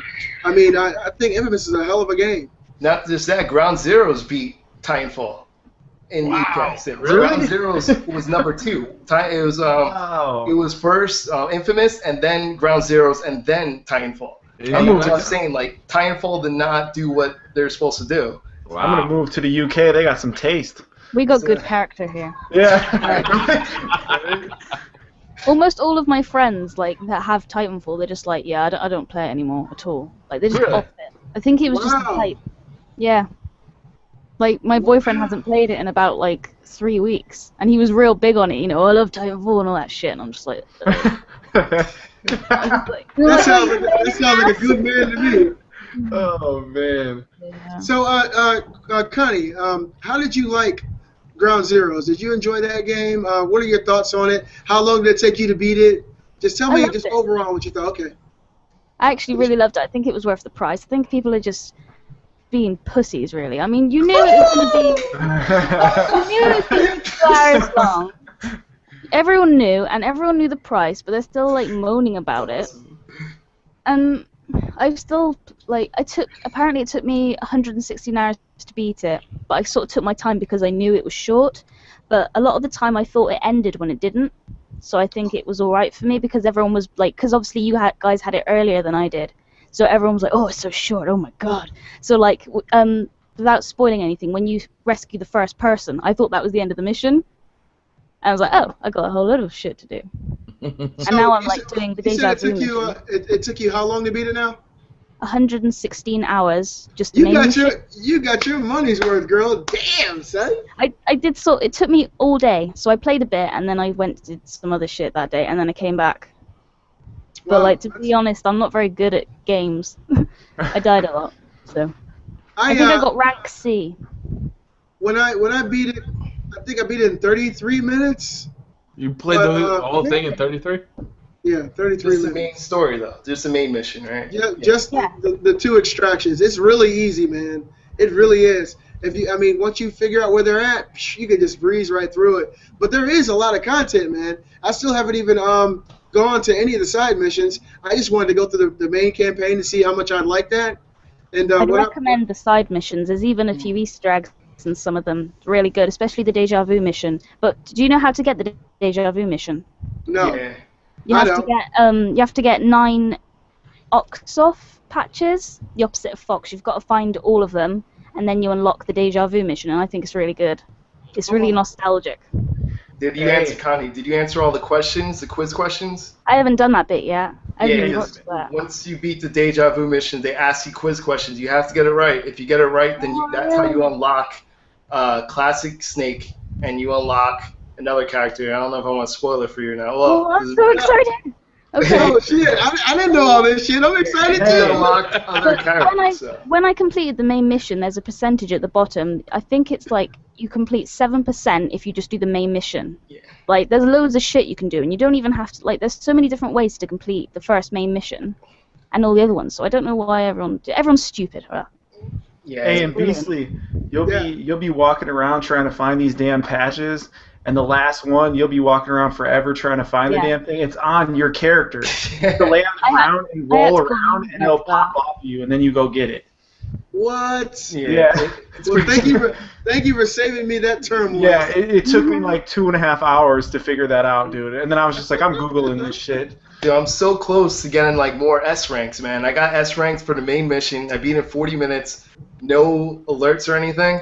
And I was sprinting. Like headshotting people with the tranquilizer. Yeah. And like I'm running around, kind of memorize like the patterns for everything. Yeah. And like that's what you do. If you memorize the patterns for some of these missions, man, it's so much fun to go again to try to see if you could do it, if you time everything perfectly. So it's a lot of fun, man. Like so not too nerdy. You beat this game totally, right? Everything? No, I still need S rank for. I mean, I beat everything, but I only got like A rankings for some. I'm trying to get S rank, which is like the best you could do. That's like the superb award. Okay. I got a comment and a question. My comment is this: Hideo Kojima and Konami could have went about this thing totally different if they didn't discern the main mission and side quests. If they just said it's a game, these side quests are going to come afterwards. It's kind of a demo letting you know what's going to happen. If they didn't say main mission versus side quest, how long would that game have been? See, the thing is, man, that the game is way longer, because you gotta look at it. If you're doing side missions, like, what's your goal of the side mission? Are you just trying to beat it, or you're trying to actually get a trophy for it? Because if you're trying to get a trophy for it, that's gonna take you a long time for all these side missions. So you have to be perfect. That's the thing. You have to memorize the patterns and like certain things. If you do one mistake, it might screw up your ranking. You know what I mean? Like, there's different things in the game. Like, I could play a game a certain way, and I saw 9 to 5 gamers beat it a different way, and like he literally like had headshots killing people. Yeah, I was mowing them down like Soulcom style, like whap whap whap whap whap. You know what I mean? There's more than one way to play, and I think that Kojima, like, he just did what he, this is not the first time that he released something like this. It's just been years since he did it, but like all the other Metal Gear Solids had different parts to it. They had like a different Metal Gear Solid 2 had something before the main Metal Gear Solid 2. Do you know what I mean? And they're all side missions. There were the VR campaigns and stuff like that. They had this before. You know what I mean? It's just that people nowadays get upset because the money issue. So no one forced you to buy it. Like, you knew the price ahead of time. Or I'll take a cue from BriarRabbit. You can wait for that shit to be $10. Or free on PlayStation Plus. Yeah, that one too. I think a lot of people get pissed because they know that the main story you can beat in 10 minutes, but nobody does side shit anymore in games. They just want to beat the game, call it done, and put it on their damn shelf. But normally the game... Sorry. The thing is, all the cassette tapes that you can get in different side missions, it builds more to the main story, so you know more about the villain's skull face, and there's a bit where he interrogates someone, and then you find out his whole backstory, and like you wouldn't get that unless it was in a side mission. So like it's worth going into them. You gotta like hold them down and like choke the dude to find out where the other ones are and stuff, and then it marks it on the map. That's slick. I like all that. Normally, I don't play the side mission stuff unless I really enjoyed it the first playthrough going, Like, if I play BioShock, I'll see, if I find an audio log, I'll pick it up. Like, but I don't go out searching for every single one. But then I like the game so much, and I like the plasmids, and I like all that stuff so much that I actually went through and started looking for all those. I actually got one of those guides and, found every audio log because it was super fun. So, I mean... if you're not a huge Metal Gear Solid fan, it's probably not the best value for you. But if you are, it sounds like it might be a good value. Because there's also things that, like, people you save in the main mission that a lot of people skipped over. You know, like, you could save hostages. You could save, there's one person about to be executed. That's one of the goals to get S ranking. You have to save him before he gets executed. A lot of people don't even know this because they don't even read into it. Like, it says stuff like this, that there's ways to do better in that mission. And the reason why, he's pretty much training you because when the main story comes out, there's going to be a lot of things you're probably going to need to do to unlock certain weapons or certain things that you're going to need for bosses later. So, I know. Like, what were you going to say, Beastly Gamer? I think that this engine, man, this is the first Metal Gear Solid game that's truly, like, open like this. And this new Fox engine, I think this shit is awesome. I mean, just overall, the way it looks, the way it plays, the non-player characters, intelligence of it, I think it's going to be incredible. I can't wait. I want to grab that definitely day one on PS4. I'm just shocked. I wish we could get a discount, though, for buying this one. You might do. Because if you look at your Ground Zeroes case, I don't know where mine is, it says on the cover somewhere on one of the sheets. Let me look for it, actually. I know you get extra missions. It says you get a DLC or you get some sort of bonus thing for when Phantom Pain comes out. Oh, okay. So and it's only for Phantom Pain. This thing right here, right? Yeah, make sure you don't show your code. Oh, there ain't no code on there. Yeah, good call. It's right there. Hold on. What was it again? Let me take a picture. Google enhance. And Connie, Metal Gear is like your favorite game, right, Connie? Yep, I love it. What's your favorite Metal Gear? Snake Eater. Yeah. I love Snake Eater so much. The amount of times I've played through that, and like another good way of saying that is how many different ways you can defeat the end. Like I think Hideo's always tried to have a certain way that you can complete a game so many different ways. Yeah. The first one for me, for PlayStation 1, Metal Gear Solid. Same here. All time. Same here. All time. Same here. I had never known anything about any Metal Gear, and my buddy Akmal came over, and he let me borrow it. And that was a totally new type of experience. And there it is, sitting over there in my copy. Metal Gear Solid for PlayStation 1 is one of my favorite games of all time. And it changed the world of gaming, really. Because never had there been an actual narrative-driven game of espionage and stealth that was, playable in this kind of way. And it revolutionized things for me. It was awesome. Psychokinesis, man. Psycho Mantis. Psycho Mantis. Ooh. He fixed that. He went right away, and he's like, nope, Psycho Mantis. I love that. Yep. This is a great game. Anybody play the old NES versions? Yeah. I played it. I played it on Nintendo, and it wasn't my cup of tea, man. But it was a different game. It was a different time. They were popular back in the day, but Solid really changed up the formula. If you get the Metal Gear HD collection, you can actually play them on that game on your computer, on your PS3 rather. Sorry, like they come with Snake Eater. I think if you go on the down bar in the menu, you can play all the Metal Gear ones. All right, are we ready for a new topic? Mm-hmm. Yep, sure. All right, what do I got here? Sony is rolling out the newest update for the PlayStation Vita, which includes the ability to display more applications on the home screen and a new calendar app. Is anybody going to use their Vita as a calendar? I thought that was the stupidest feature I ever saw on a video game console. There's sometimes I'm playing, I forget what day it is. I can see Not Too Nerdy Now playing.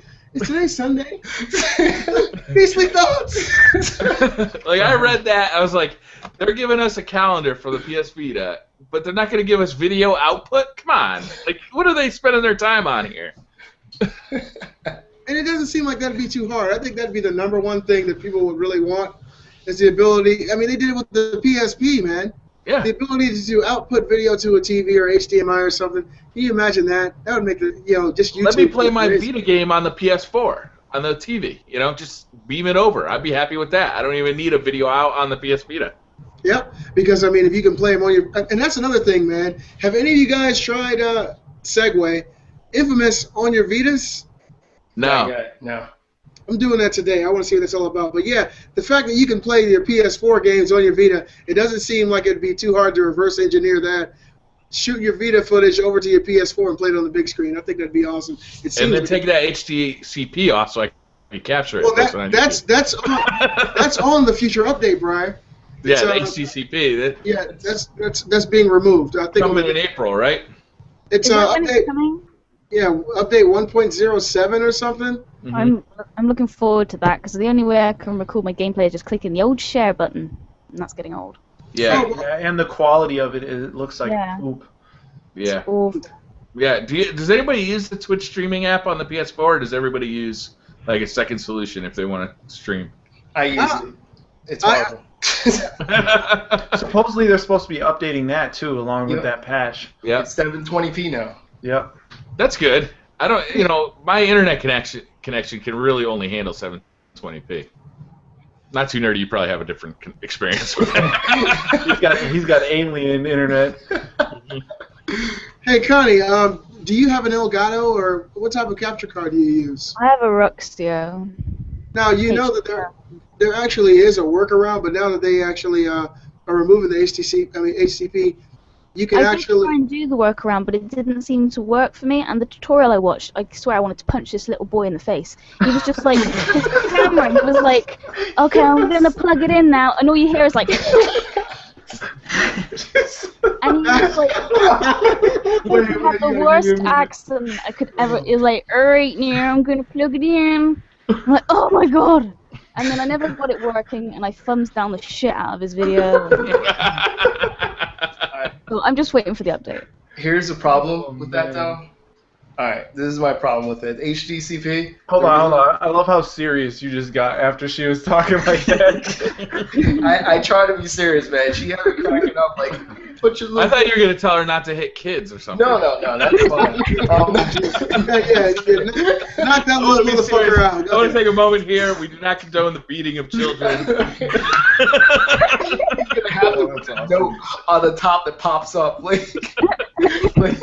No, what I was gonna say is that I don't trust the HDCP for Sony because, as you see, when you click the share button for Twitch and you're on Twitch, but then you go back to the main menu, it shuts it off, and all you can hear is the audio portion. It's gonna do the same thing for HDCP because remember, they're gonna have to keep it on when there's video, Netflix or anything like that. They're gonna have to put HDCP back on. It's going to go back on anytime you use a device that has movies or something like that. And then it shuts back off. The Xbox 360 work like that.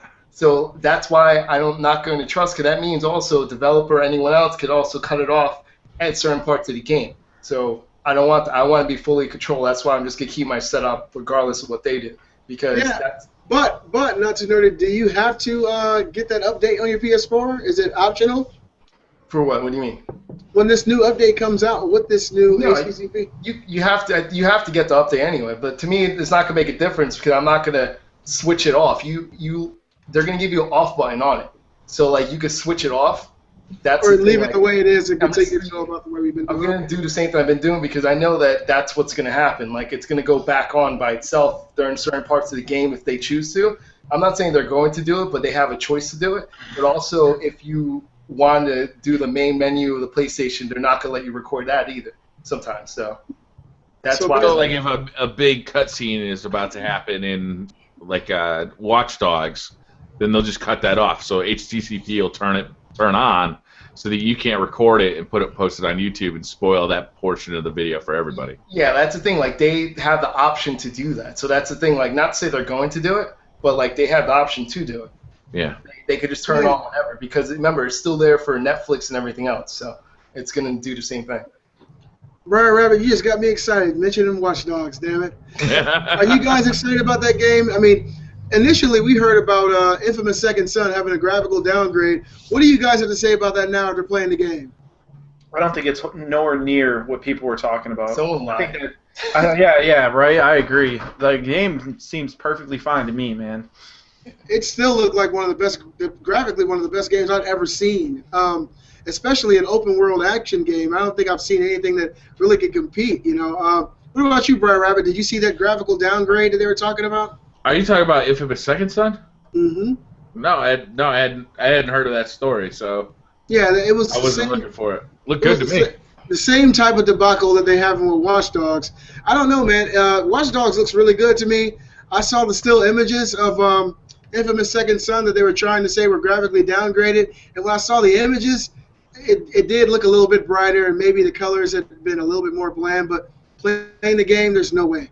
I don't feel like there's any way they graphically downgraded it, and hopefully it's the same situation with Watch Dogs, because when the original E3 video of Watch Dogs came out and they looked totally mind-blown, mind-boggling graphics, and then they showed the more recent footage and it just looked like GTA 5 or something.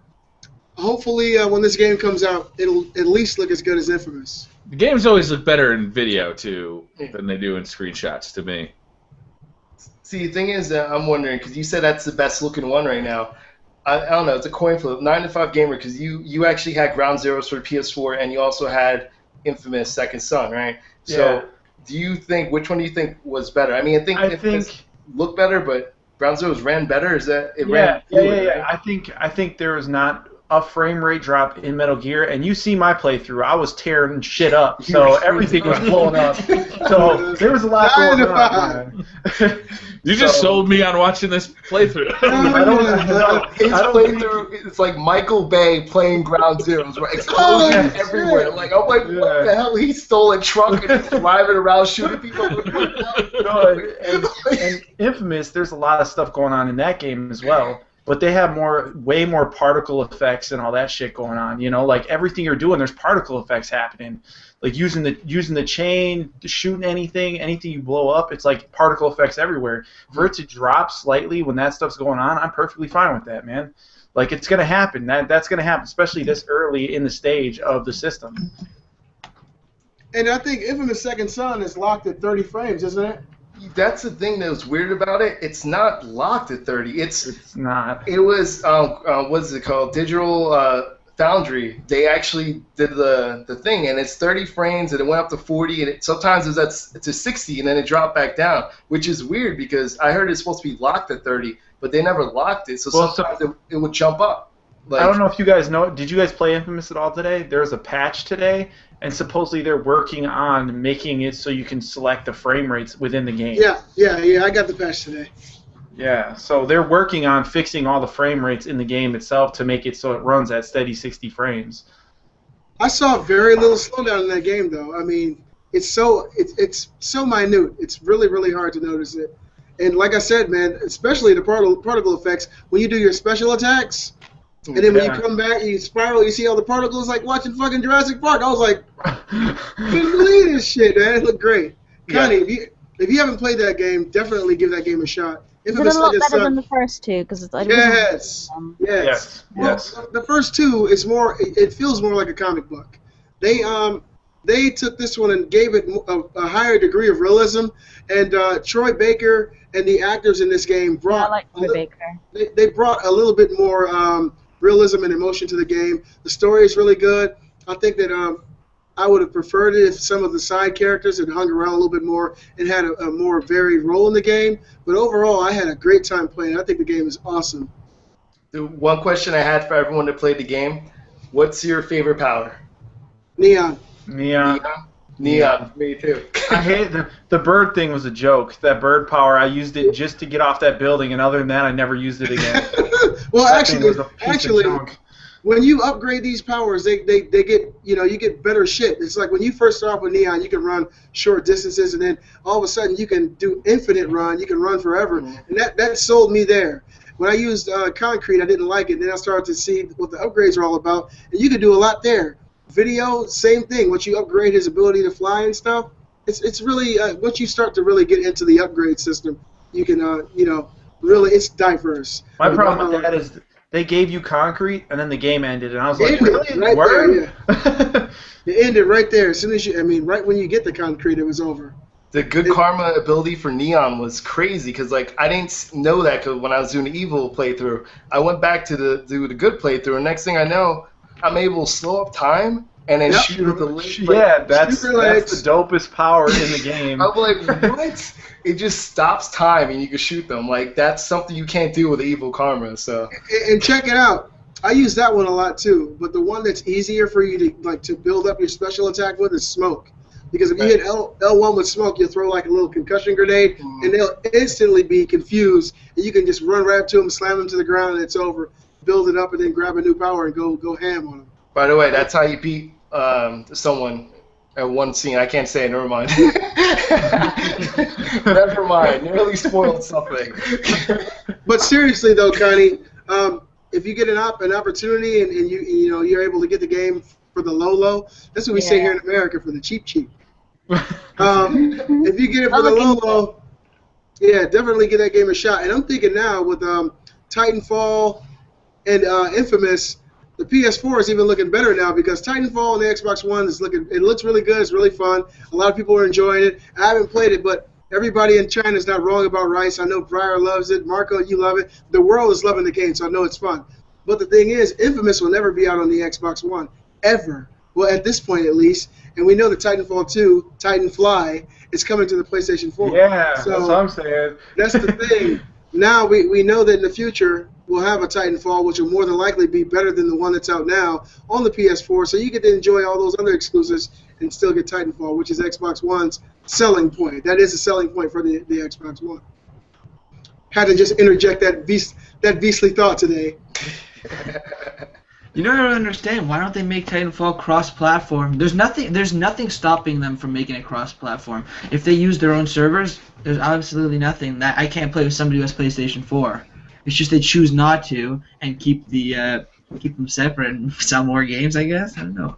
They like to segregate us. Well, it's all racism. It's all Microsoft. racism. It's Microsoft's choice on that one. Like it's even though it's their server, they want people to buy an Xbox One.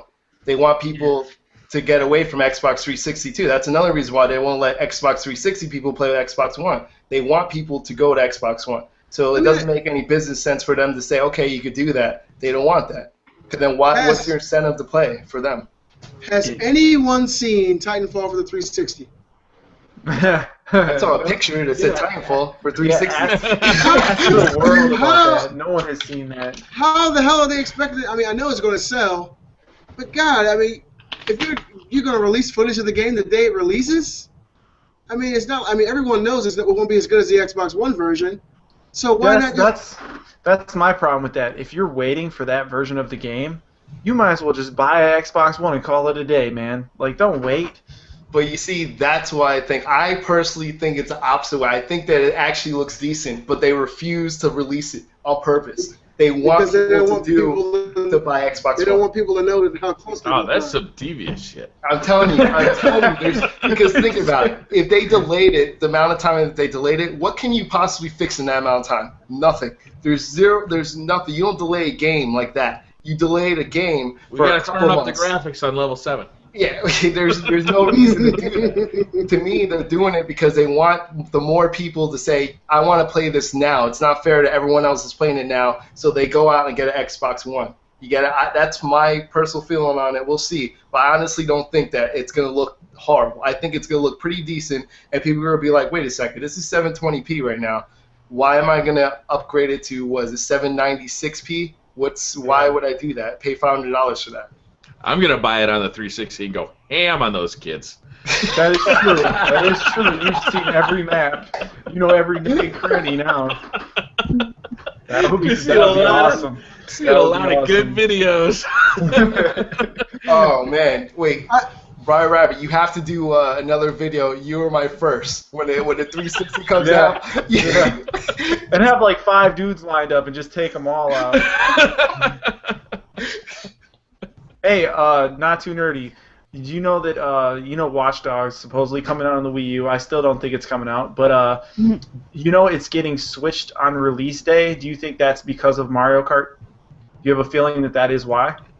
Because Mario Kart and Watch Dogs comes out 3 days different. It's 3 days gap. Do you think that's why? It's because they're scared of Mario Kart, which they should be. It's either that or Nintendo. Because remember, Nintendo has a separate day for when they release games. They have like their own weird day. You know what I mean? So I think that it's probably a deal that they had with them to switch it up. You know what I mean? They had a deal just so they wouldn't lie on the same day to give people some time. It's not that they're going to go really head-to-head because Ubisoft, to be honest with you, I don't think Ubisoft thinks that they're going to do well with the Wii U anyway. Yeah. They knew that going into it. So, like, they really, you know, I'm sure that they probably had agreement with Nintendo to space it out because there's not too many games for them right now, so it gives the people a chance to buy both of them. So I'm buying both either way, but I'm not buying Watch Dogs on Wii U. that's the thing. How many people have a Wii U that are not going to buy it for Watch Dogs? I would just My like kids have a Wii U, and you know what they're playing right now is Wind Waker. Yeah, Wind Waker, that's a great game. It looks amazing. It looks like they're playing a Nickelodeon cartoon. Yeah. So that's the exact idea I had. That's cool. I'm sorry, Connie. What were you gonna say? I was just saying I wish I had something to play on my Wii U as it collects dust. Like, I'd probably get Watch Dogs. Wind Waker. Did you play Donkey Kong? No. That game's awesome. That game's amazing. I feel a lot... You can always grind up some lead and put it on the top of your controller and get a magnet and use it as an Etch-a-Sketch. This game I haven't even played yet. I haven't even put it in my system. I can't see it. What is it? It's Wonderful 101. I have not played this. I got it as a gift from my boss, and I still haven't put it in. Things about it. It was a fun game. It's supposed to be really good. It's supposed to be really good, actually. Wait till Wonderful 102 comes out. Yeah, right. But the Wonderful 101 actually is the only game I think that's the only game that Wii U gamepad works for. Because you could, like, it's quicker to draw the shapes that you need to draw than it is to try to do the motion of the shape. Because when you draw a shape, they form into that shape, and that's the weapon that you use. So there's certain parts where you go like inside of a building, and then when you're inside of the building, you have to look at the pad while you're playing. I'm like, what the hell? It's like that's like the only game that actually uses the gamepad to what it's supposed to be used for. They use it creatively, and it works. Like, it actually is better on the gamepad than any other controller because you do it quicker. So. Did any of you Wii owners ever play Zombie U? I did. I played it for about 6 hours, and then I was like, yeah, this game is scary as shit. I'm good. I want nothing to do with this. Really? Kind of the same thing with Outlast, because the Zombie U, they took the same idea as Demon Souls and Dark Souls. Like, if you die, all your stuff is left in a bag, and you have to go to that point and get all your shit back, or else you're left with nothing. So it's like DayZ, okay. Yeah, and like if your buddy's online and he dies, he will show up as like a zombie. So you could technically, like, I have a picture of me killing my boss and hitting him in the head with a cricket, and like I sent it to him like through a text message. I was like, look, I just killed you like in the game. It was funny as hell, and I took all his stuff and used all of it. Wow, that's pretty slick. See, when the Wii U first was announced and they showed that game and what you could do with that, the Wii Pad, I was like, okay, this is going to be awesome. But then when it came out and I realized that it wasn't as great as I don't know why they gave that game such bad reviews. That game is actually really solid. It's good. I liked it. I'm not going by specifically the reviews. I mean, it did get pretty.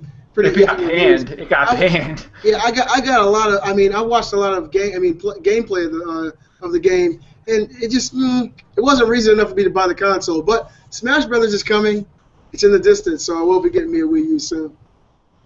Zelda, when they announced Zelda at E3, watch the Wii U sales. It's going to get crazy. I want some new IPs from Nintendo. I want Zelda. I don't care. Zelda or Metroid. Announce either one of them. Of course, those are going to be the sellers, just like Mario Kart is. People go with what they know. But I want to see Nintendo take some chances and with their studio and try to create something new, something that's going to draw in a new audience, something that's more centered on people our age. Because we're not going to get together and fucking play Mario Party, guys. I'm sorry, it's not going to happen. X would be cool. The game X from it's like Xenoblade's new game that's coming out on Wii U. That game looks amazing. Oh yeah, and Mechs can fly in that game. I'm just saying. Way to go, Nintendo. I had something, in case you guys want to move on to the next topic, I had something I was kind of curious what you guys felt about this, is that all these developers and stuff, and how like people are leaving companies and stuff for the Sony side, like what do you guys think about this? Do you think it's coincidence, or do you really think something's going on bigger than what Sony's announcing? Because there's a lot of like lead people, like for example, I think we already talked about this. The person from The Last of Us, she left. You have now there's even more people from Evolution, which is from Drive Club, which is, was delayed, and now, people are worried they don't know when it's coming out. And then you have a bunch of other people that are just leaving from Naughty Dogs. And and then also Jack Trent. Like, there's a lot of people. If you really look at it, there's a lot of the top people that are leaving these game studios and Sony company itself. Like, do you think there's more to it? Like, I don't know. What do you guys think about it? I honestly think that there's too much at one time for it to be a coincidence. I think that these guys are privy to information that we don't have. Like, maybe one day the PlayStation 4 is going to turn into Skynet and jump up and destroy us in our homes. I don't know. But, Facebook's buying them. Yeah, well, shit. let me go get my sledgehammer. I don't know. I mean, it could all be coincidence, well-timed coincidence. But for everybody to just all of a sudden, these guys have been working for these companies for years with no issues. And then all of a sudden, within like a 3-4 month period of time, everybody says, fuck it, I'm going home. I mean, it's really strange. Oh, shit. I thought you were really about to get hatchet there, brother. Marco. What about you, BriarRabbit? I don't know. I never really thought about it until you brought it up just now. I hadn't heard. As soon as you started talking about it, it made sense that like it's like 8 or 9 people. Yeah, 8 or 9 people in the last 3 weeks. Yeah, 9 people. 9. Somebody from Sucker Punch left too. Like right after it was launched, they left. The art director, I believe, right? Yep. Right. I don't know. I don't know. I don't have an opinion on this.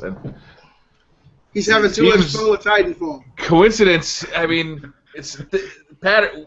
Humans have pattern recognition, right? It's like kind of one of the things that we do, and we often see patterns that aren't there. So it could be just coincidence, but it could be that there's something coming down the pike that people are unhappy about.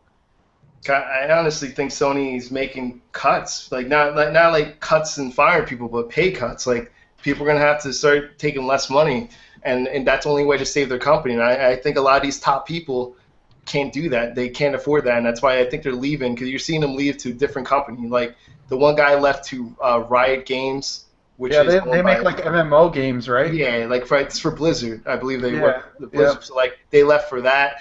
There's like the one person left for The Last of Us. She left a while ago. She was like the first one, and then people that really didn't think too much of it. And then didn't she go to Microsoft or no? Didn't they hire her? No, that was the chick that wrote Uncharted. Actually, Yeah. She was in Last of Us. Oh, yeah, there's a big controversy about that. So she's in Microsoft now? She's in Naughty Dog. Yeah, she's with Microsoft, I believe, right? That dirty? Yep. I don't know if you realize that a lot of people that used to be at Sony are at Microsoft right now. Like, they leave Sony and they go to Microsoft. So. Well, I think with Jack Tretton, what you said probably resonates with me more than anybody else. He was the face of Sony. He really pumped up us as consumers about the PS4, helped that company make untold billions, right? And for that kind of work, you expect a raise. You expect something substantial. And with Sony making these cuts across the board, cutting studios and stuff and letting people go, they probably weren't as apt to give him what he wanted. And he is probably thinking to himself, I'm worth more than this shit. Let me go work somewhere else or call it. And I think can sell the shit out of Pepsi too. I can hear him now. We're not going to change any of these ingredients. And you can give this Pepsi to anybody you want. You can share it to anyone. Yeah. See, and I was thinking that the reason why the two people left from Naughty Dog is because like both of them are Uncharted writers, right? Like they both have something to do with Uncharted. One's a writer and one's a director or something like that. I thought it had something to do with maybe this is the last Uncharted. Maybe Uncharted is done. After this one drops, maybe they're going to kill off Drake or Drake's going to die and then they won't come out with another one. And that's why they're not going to have them. I love those games. That, or I think they're changing up Uncharted completely, a whole new design. Yeah, yeah. Because the people that they have right now, I'm like thinking like, are they trying to make this Uncharted open world? Because that's what it seemed like. The people that they have on the team, it seemed like they're trying to switch this to a different genre to open world. And if that's the case for Uncharted, then that would make sense why all these people that are story driven and like people that are used to one thing, it seems like that's why they're leaving. So because that would suck so bad. Yeah, I love Uncharted. I'm It's for it supposed to to be a relate little to bit more pirates or open, whatever. but not open, man. Yeah, well, it's supposed to relate to pirates and stuff like that. Supposedly, that's what the rumor is, right? Well, If well, that's that's- the case, it's more that's- than likely you have open world. What do you say? And that's the thing. If it is open world, that'll change the whole paradigm of what Uncharted always was, being Yeah. story driven and things happen at a certain time and they're supposed to happen in a certain chronological order. If it's open world, you can do pretty much anything you want, and that is the definition of creative differences, guys. If you got somebody who's written these games and has been there from the beginning, and then all of a sudden, hey, look, we're changing the entire formula, and there's more of us than there are you. Shit happens. And if they do change that, who knows how it'll be? Because it looks like the new Metal Gear, Phantom Pain, will be awesome open world. And that's totally different from the way it has been. And sometimes change is a hard thing to accept. People resist change, all the way until it's changed. So that may be the issue there. If they do decide to change, I mean, look at the PS4's power. They can do so much more with an Uncharted game than they ever have before. If they make it open world, maybe that's what I think her name is Amy Hennig. What's her name? Yep. She may have had major issues with that. That's a great point. I never thought about that. Well, the thing is, we'll know for sure that they did something completely different with the game once they announce the name. If the name goes back to Uncharted and then just something else after, then they're rebooting the game pretty much. If it says Uncharted 4 and then it says something, then maybe it's going to be the same thing. But if you see that name change, just like Killzone, Shadowfall, stuff like that, they're going to try to reboot it to something else. So I guess that'll be the biggest sign to see what's going to happen once they announce that name at E3 or something like that. So. Wow. Great point. Man, there's just not another source for those big bombastic Indiana Jones style adventures. I'd miss that. Well, what about Tomb Raider though, BriarRabbit? That's real similar. And that game is awesome too. I mean, That's true. That's true. I would say that Uncharted it hit higher peaks than Tomb Raider did, though. Well, Tomb Raider was great. Don't get me wrong. When they first shown that scene where he's hanging from the train at E3, I was like, oh my god, this game's gonna be amazing. When they showed 2, when they first showed 2, I was like, wow. Buildings are blowing up. Was it 2 where you're in the building, the chopper is blowing up the building while you're trying to escape it? The tank was following you, and you're running through alleys and shit. I was like, wow. And then there was another scene where you're jumping. You're in this convoy of moving trucks, and you're in this fight scene, jumping from truck to truck, in these fights. Man, it felt so cool, and I had never seen anything like it. I mean, I think 2 was a peak. I think it was a little bit of a letdown, but 3 was still really fun. Yeah. I think the airplane scene in 3, when you're trying to climb up that part, that was epic right there. But you ever get that where your butthole tightens up a little bit? You're ooh. I got that from that scene. That's really high. Yeah. Oh my god. Imodium AD or something like that? Is that what He said Imodium. Oh, that's funny. There's something to that's cure that, good. Rabbit. Have you guys tried any of the new PlayStation Plus stuff that's been out for the last couple of weeks? I went yesterday to GameStop, my local GameStop, and I got both of my sons PlayStation Plus. And they never had it before. Of course, they know what it is, but to have it on their own PS Vitas, their minds are blown. I think my oldest son's mouth hung down this low, and he was looking at the games that were available for free. He just went crazy downloading it, playing Unit 13 and Street Fighter. I just love this service, man. I took him up there yesterday, and I told him you have to buy 3 PlayStation Plus memberships you have to buy one for every person in the family. They don't have a family plan of some sort? Well, you got to think about it. It's PlayStation Vitas. Now, for the Vita, you could use just one account. But the thing is, if you go online, you won't be able to play if the other person's online. Yeah, but Microsoft has a family account, so everybody can have their own gamer tag, but you're paying less of a fee than if you were just buying 3 or 4 Xbox Live accounts. They don't have anything like that. Didn't they change that for Microsoft? Didn't they change that once Xbox One came? Never I speak. don't know. Last time I bought it was still when the 360 was around. Yeah, I thought they changed it as soon as Xbox One came out. Because So that's now what you people have to have 3 Xbox Live accounts? Yeah, because that's what they were trying to switch the family thing, and then everyone got pissed off the DRM, and that's why they didn't have anything. Jesus Christ! Because with the Xbox 360, you could buy a family account, which was like $25, or I can't remember how much it was a year, but it was not the same as buying 3 or 4 accounts. It was much cheaper. Hey, I'm still BriarRabbit. working off of that. What? You said, never speak that name in my presence. What's that?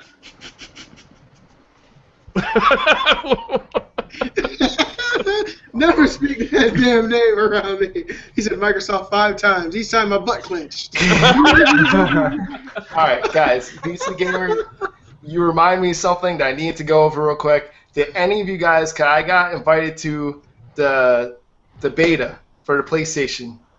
PlayStation Now? PlayStation Now, they send the beta. Anyone else get the beta? Yeah, I did. I want nothing to do with it though. Really? Yeah, I don't want to play any of that shit, man. Like, to be honest with you, when Last of Us comes out, I'll play that. Other than that, I'm not looking forward to that.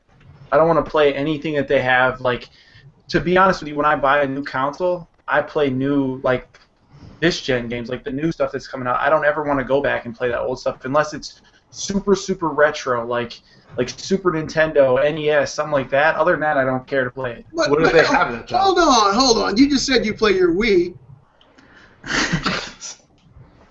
Dude said that. Wait till Mario Kart comes out. Anyone else get the beta or no? No, I didn't. I haven't checked my email, but I don't think I got in.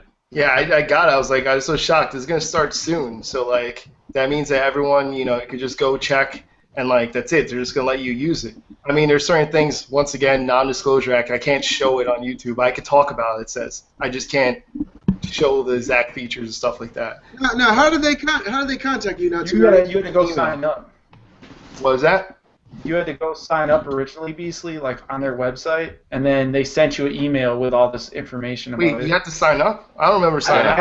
I had to sign up. Yeah. Maybe I did sign up then, but I did get it though. I don't know. All I know, I checked my email. I'm like, oh, what? So I clicked on it, and it makes you like go through like all the agreements and stuff, and then that's it. Of course, I looked it up to see if I could say anything or show footage. Just said no. Yeah. Yep.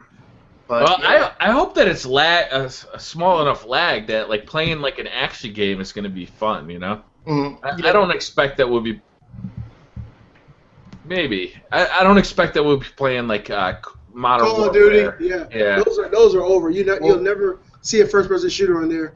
I don't think that will ever happen. I played on live. I had that once. I tried it out for a month back in the day on live, so I can compare it. So that's what I'm going to do to see if it's like that or if it's faster than that. So Yeah. You'd hope it's faster than that because that was crap. yeah, but then again, like I didn't have as good as internet as I do now, so I don't know like what to judge it from. You know what I mean? So like I'm going to try more than one. Be like, it's lightning quick. We'll be like, yeah. So is everything else. They said try the different minimum is locations. 5. They said the minimum is 5 down. 5 down. Yeah. 5 down. Which is not bad. I'm pretty sure everybody has 5 down. I think it's 5 down and 5 up. It's 5 and 5. 5 up? Yeah. Well, that's where I'd have an issue there. Now Yeah, 5 up. maybe it's 2 up. Something like that. I don't know. I get 16 down, and I think I'm getting 2 up. Yeah, that's not uncommon. Yeah. I think the internet is actually located at Not Too Nerdy's house.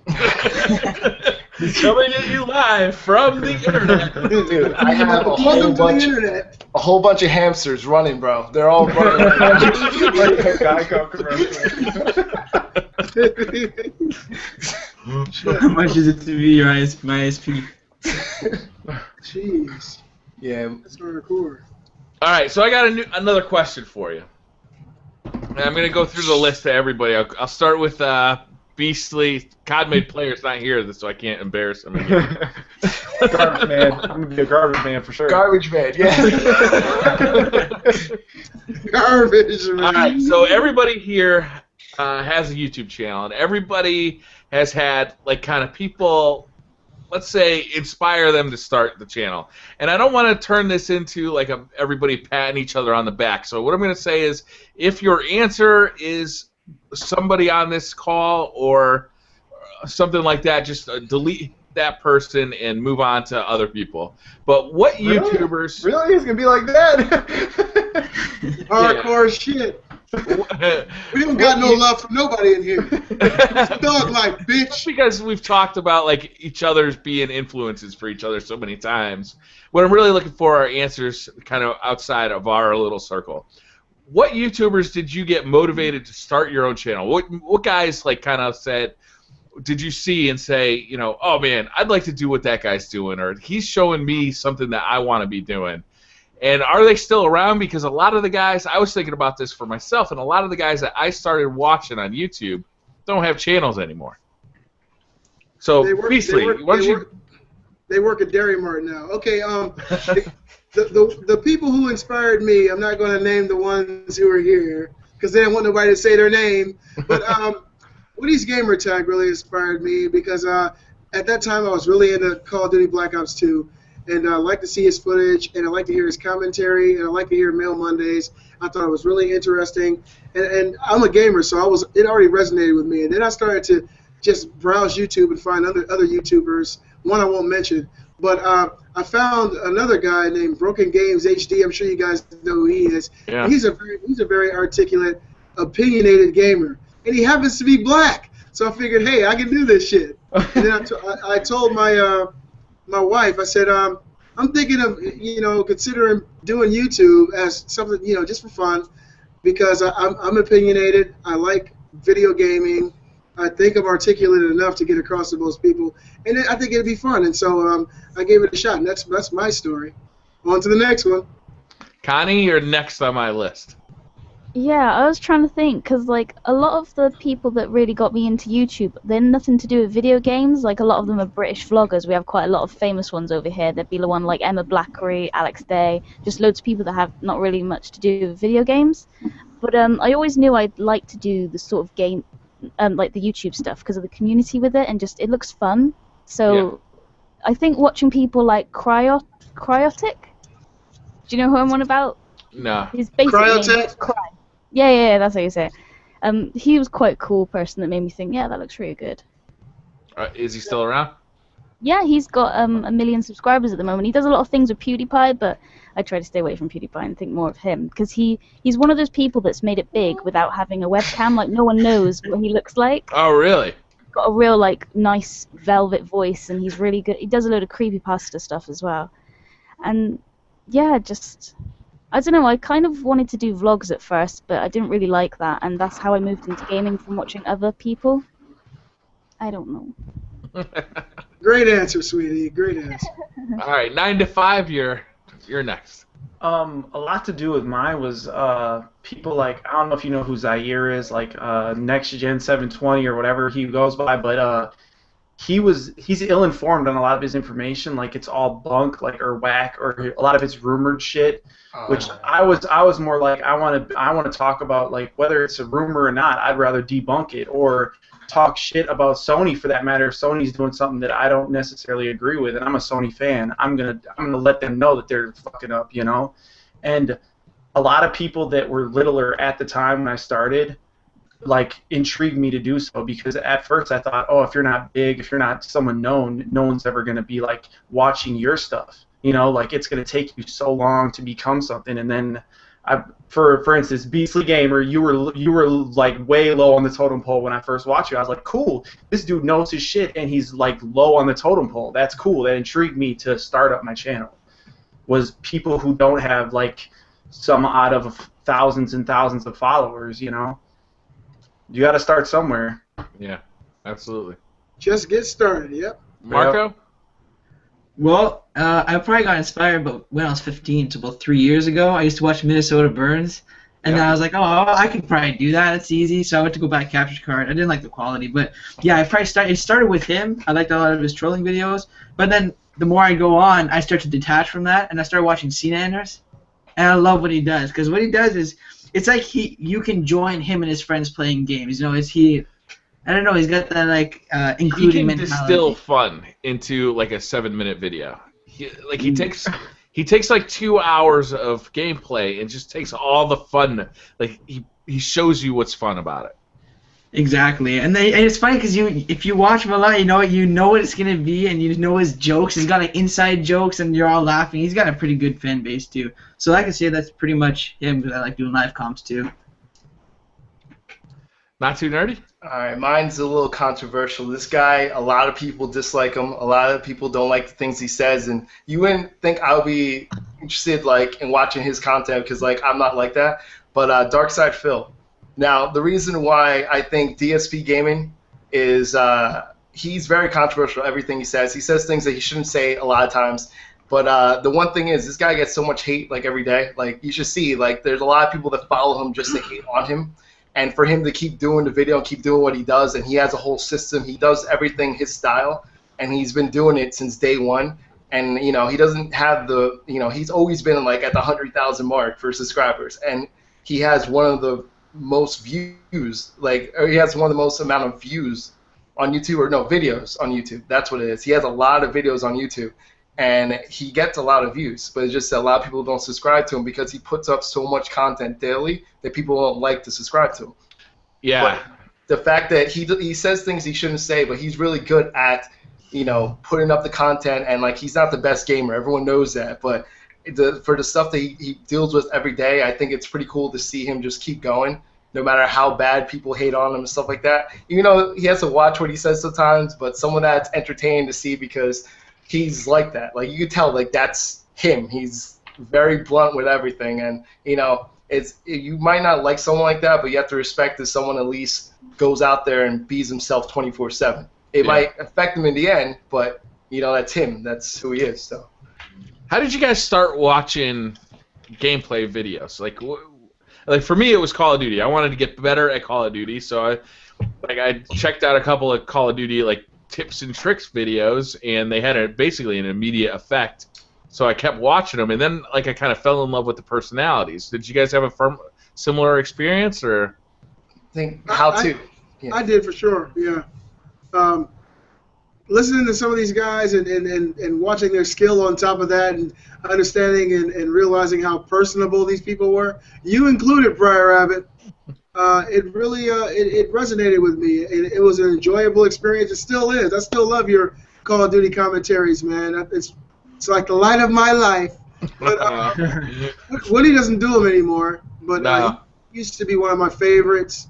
But there really aren't many other people who I watch. I watch Thunder. You told me about Thunder, and he's the man, son. That dude is sick. And all he talks about is Call of Duty. He has tons of subscribers, and he has a great personality. He's very likable, and I like likable people. I just checked out DSP Gaming you were just talking about? Not too dirty. He has 157,000 subscribers, and obviously he's doing something right. So let the hate come on. The funny thing is, he's been there for like years. Like he's always been around the 120, 150. Like he stays around that mark for a while. But you should see the amount of views he has on his channel and the amount of content that he puts out. That's the thing. Like in 1 week he'll have 1,000 videos. You know what I mean? Like that's the thing. That's why people don't subscribe to him, is because your sub box would just be filled with it. Are you serious? Are you serious? Well, really? it's just, like he did Dark Souls.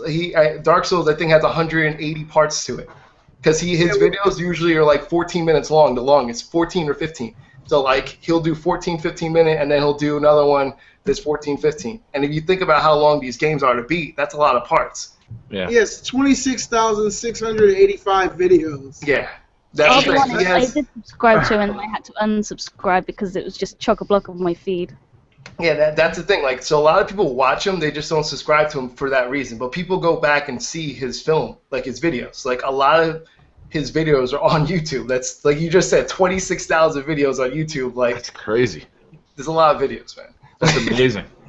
I think the thing that made me watch YouTube videos was horror games, because the one thing that I could never play, I can't play horror games to save my life, and the main franchise was Resident Evil. And there's this one guy, he lives in Leeds in England, and he talks like that, and he's like, "Hello everyone," and he's like, "Hello folks." And, I don't understand. Are you doing an accent right now, or? He's from North where I live. His name's Necroscope, and he's really cool. And he always did Resident Evil games, because I could never play them, so that's what sort of got me into watching Let's Plays. To answer your question. Did you ever check out Fatal Frame on PS2? Ooh, that's the Oh, game right there, Oh, man. I Oh my hate that game god. so much. It's And Eternal. what got you Eternal into it? Darkness?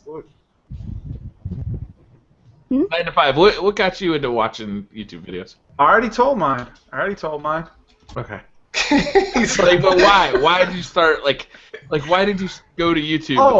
Originally, actually, like, Soulcom and Rainbow Six Vegas, because I was, like, big into those games, and then seeing people, like, as a whole team working together and communicating, like, I dig that. I dig that more than anything in gaming. Not something that naturally happens online.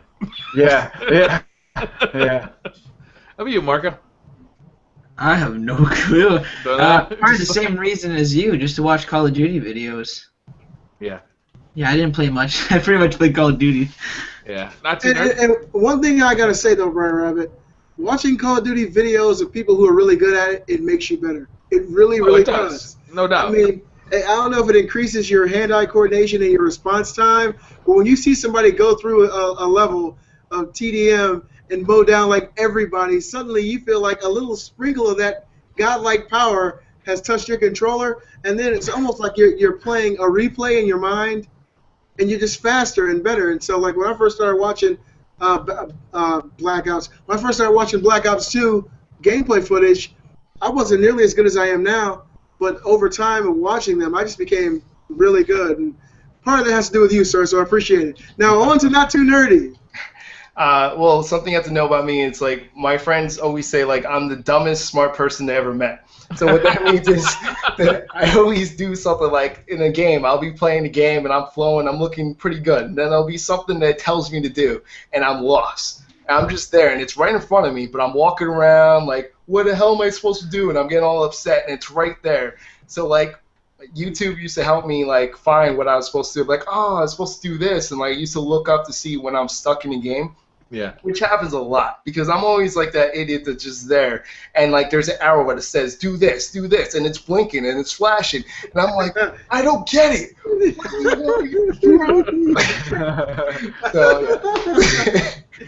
So pretty much it.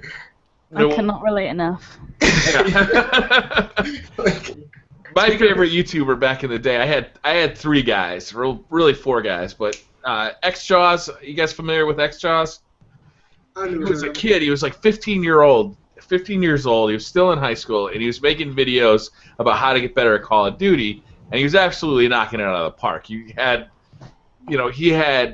was getting thousands of views and thousands of subscribers per day, and then he just kind of dropped off the map, and now it looks like he's not coming back. But it was sad because, like, he made a ton of money doing this thing he loved, and then he just decided he didn't like to do it anymore.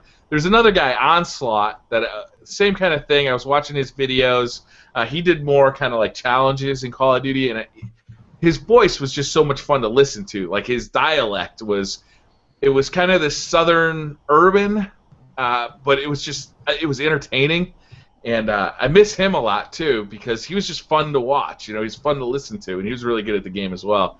Woody's gamer tag was big for me, just like the way he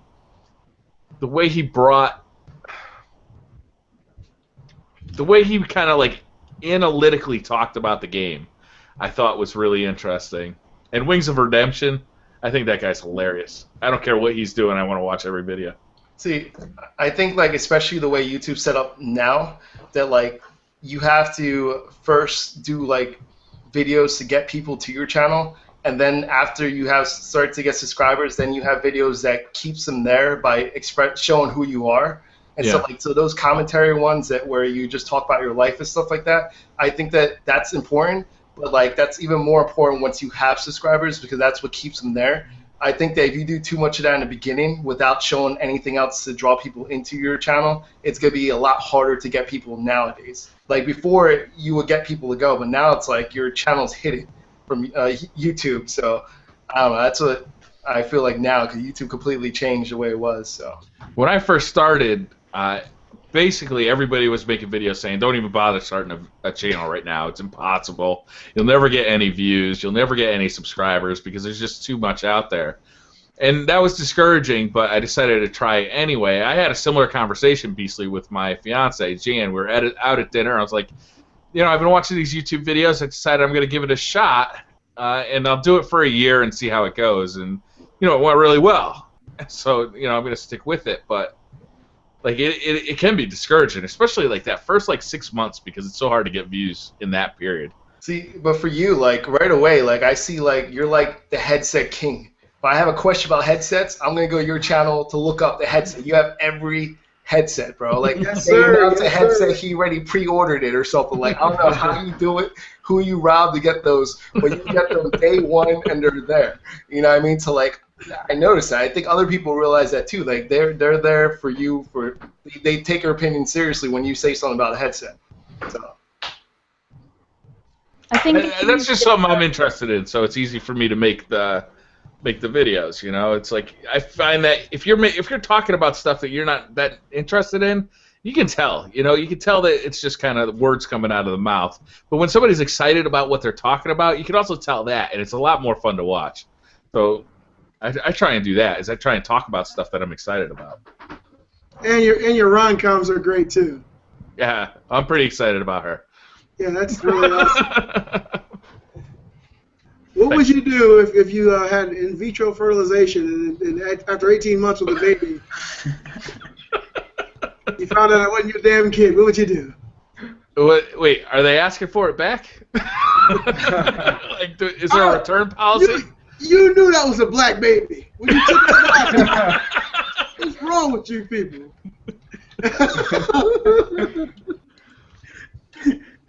Should we wrap it up, guys? Is it time to get going?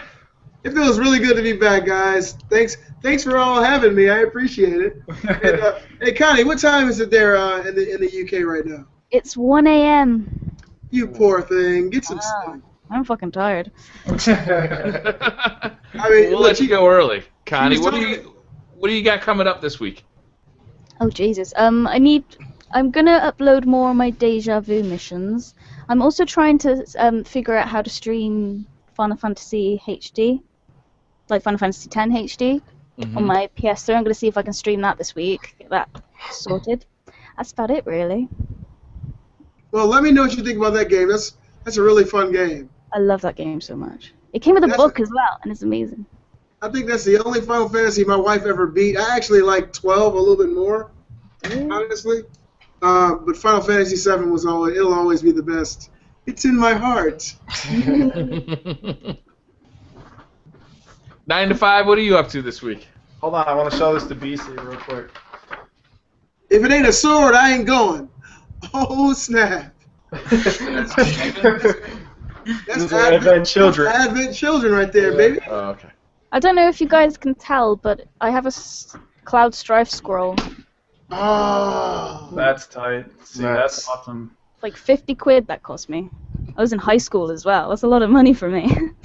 My brother just gave me 3 scrolls. They're in my room. They're up on the wall. One's Evangelion, one's Chun-Li, and there's another one with these 2 anime girls that look like hentai a little bit, but it's not hentai. They're not up on the walls yet because I have small children. 9 to 5. What are you up to this week? I'm gonna finish my Fez. Probably do. I want to do. Yeah, that's right. I want to do a video, pretty much talking about why people buy games to be cheaters on them. Like all these people buying cheater controllers and mods and all this stuff. I think it's a joke. And then I go Scuff Gaming or Scuff controllers all the way. I love those things. I don't consider that necessarily cheating, like fully. You know what I'm saying? Like a lot of those controllers, like they have where you can get prone and shoot at the same time and do all kinds of shit. But Oh, really? yeah, I'm gonna also do a video on Mercenary Kings. Obviously, I think I'm gonna end up doing a walkthrough of that game. Where do they sell controllers like that? Just type it in. Just type it in. Not if Cheater you're controller in gonna there. love my review then of a hip dot. It's called hip dot shot. Yeah. The dot you put on the screen, they sent it to me to review it. So you're gonna love that then. Yeah, you're one of those people. That's cheating. That's cheating. Like they have all kinds of crazy shit, like a USB hub where you can just download a thing where it's an aim tracker and then you can get automatic headshots. Like, really, dude? It's crazy. I want to do a video talking shit about those people, though. On Amazon, I can get that. I mean, somebody can get that. No, you can get it from the website. You can get it from the website. Just go on any website. They sell them to you. They sell you coding for Battlefield. Like, there's a dude that shows an actual YouTube video of him playing Battlefield. He loads it on the USB port and plugs it into his PlayStation. He unlocks every single gun, every single dog tag, everything that everyone's like. Like, I have 100.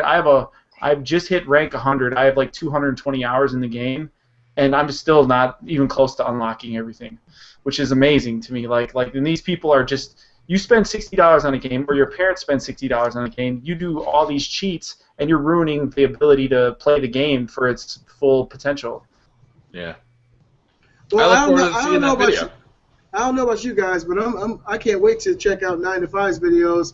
That's a great topic. I can't wait for it, and I gotta check out your Metal Gear Solid playthrough. Yeah, go. I want to see that shit. It's like Expendables on crack. I was scared of playing like that, so I'm looking forward to that. Unreal Gamer, what are you doing this week? Well, we're going to start off this week with some Minecraft. I recorded some videos, but I'm really excited for the DLC for Ghosts. It's coming out on the 3rd, so you guys can see some of that. They're going to come out with the Ripper for everybody who didn't have the... I think everybody knows how the Ripper works already. It's not like this big deal. That gun is awesome. Yeah, it is. But I'm really excited for the map where they're going to have like Predator. Did you see that? Yeah, I did. The guy's going to be like barely visible. Mm-hmm. That's going to be cool. I want to get that. Get some of that. And hold on. What do you mean Predator? As in Predator? Like they added fires for the last DLC, they're going to add the Predator for this DLC. Bullshit. Yeah. My channel's going to have it if anybody needs to know. I know where to find it. Well, and then I got some indie games on Steam. I got this action bundle, so you guys can see some indie game and maybe a little Titanfall to top it off. Nice. Little cherry on top. 9 to 5, what are you up to this week? I already went. I went already. I'm sorry. Not too nerdy. What are you up to this week? Sure. Well, I'm starting out with a video that posted up a couple of minutes ago. You can always go on my channel and watch it after this if you want. That video just explains another weekly vlog. Explains what I did last week. Also talks about like how to get into the game industry. So a lot of people ask me that. Like, I give little secrets how to do that. And then next week, you're going to catch my Ground Zeroes review and also my infamous Second Son review. So I actually did like a full review, edited it out, and did something unique to it, and gave my score for both of them. And another episode of Warframe Wednesday, once again. Whatever topics debatable, I'll talk about during the video. And that's about it. I like your Sunday night series because you, at the bottom, you put the time code when your actual topic starts. Yeah. So if I've already seen all your videos for the week, I can just jump right to the topic. I like that. Yeah, that was actually suggested by one of the users, one of my subscribers. Because he said, sometimes it takes too long to get to it if I already saw it. I'm like, that's a great point. I'll do that from now on. So. Yeah. All right. I think that's going to wrap it up, guys. Anybody else got anything they want us to say before we go? What are you going to do this week? I don't know. He's like, I don't know. He's like the guy. I'm living a minute, man. Jan just got home from her bachelorette party. I don't know what's going on. Shit. It's all going downhill quick over here, man. Oh, man. All right, I'm going to end it. Thanks, guys, for watching. We'll see you guys next week.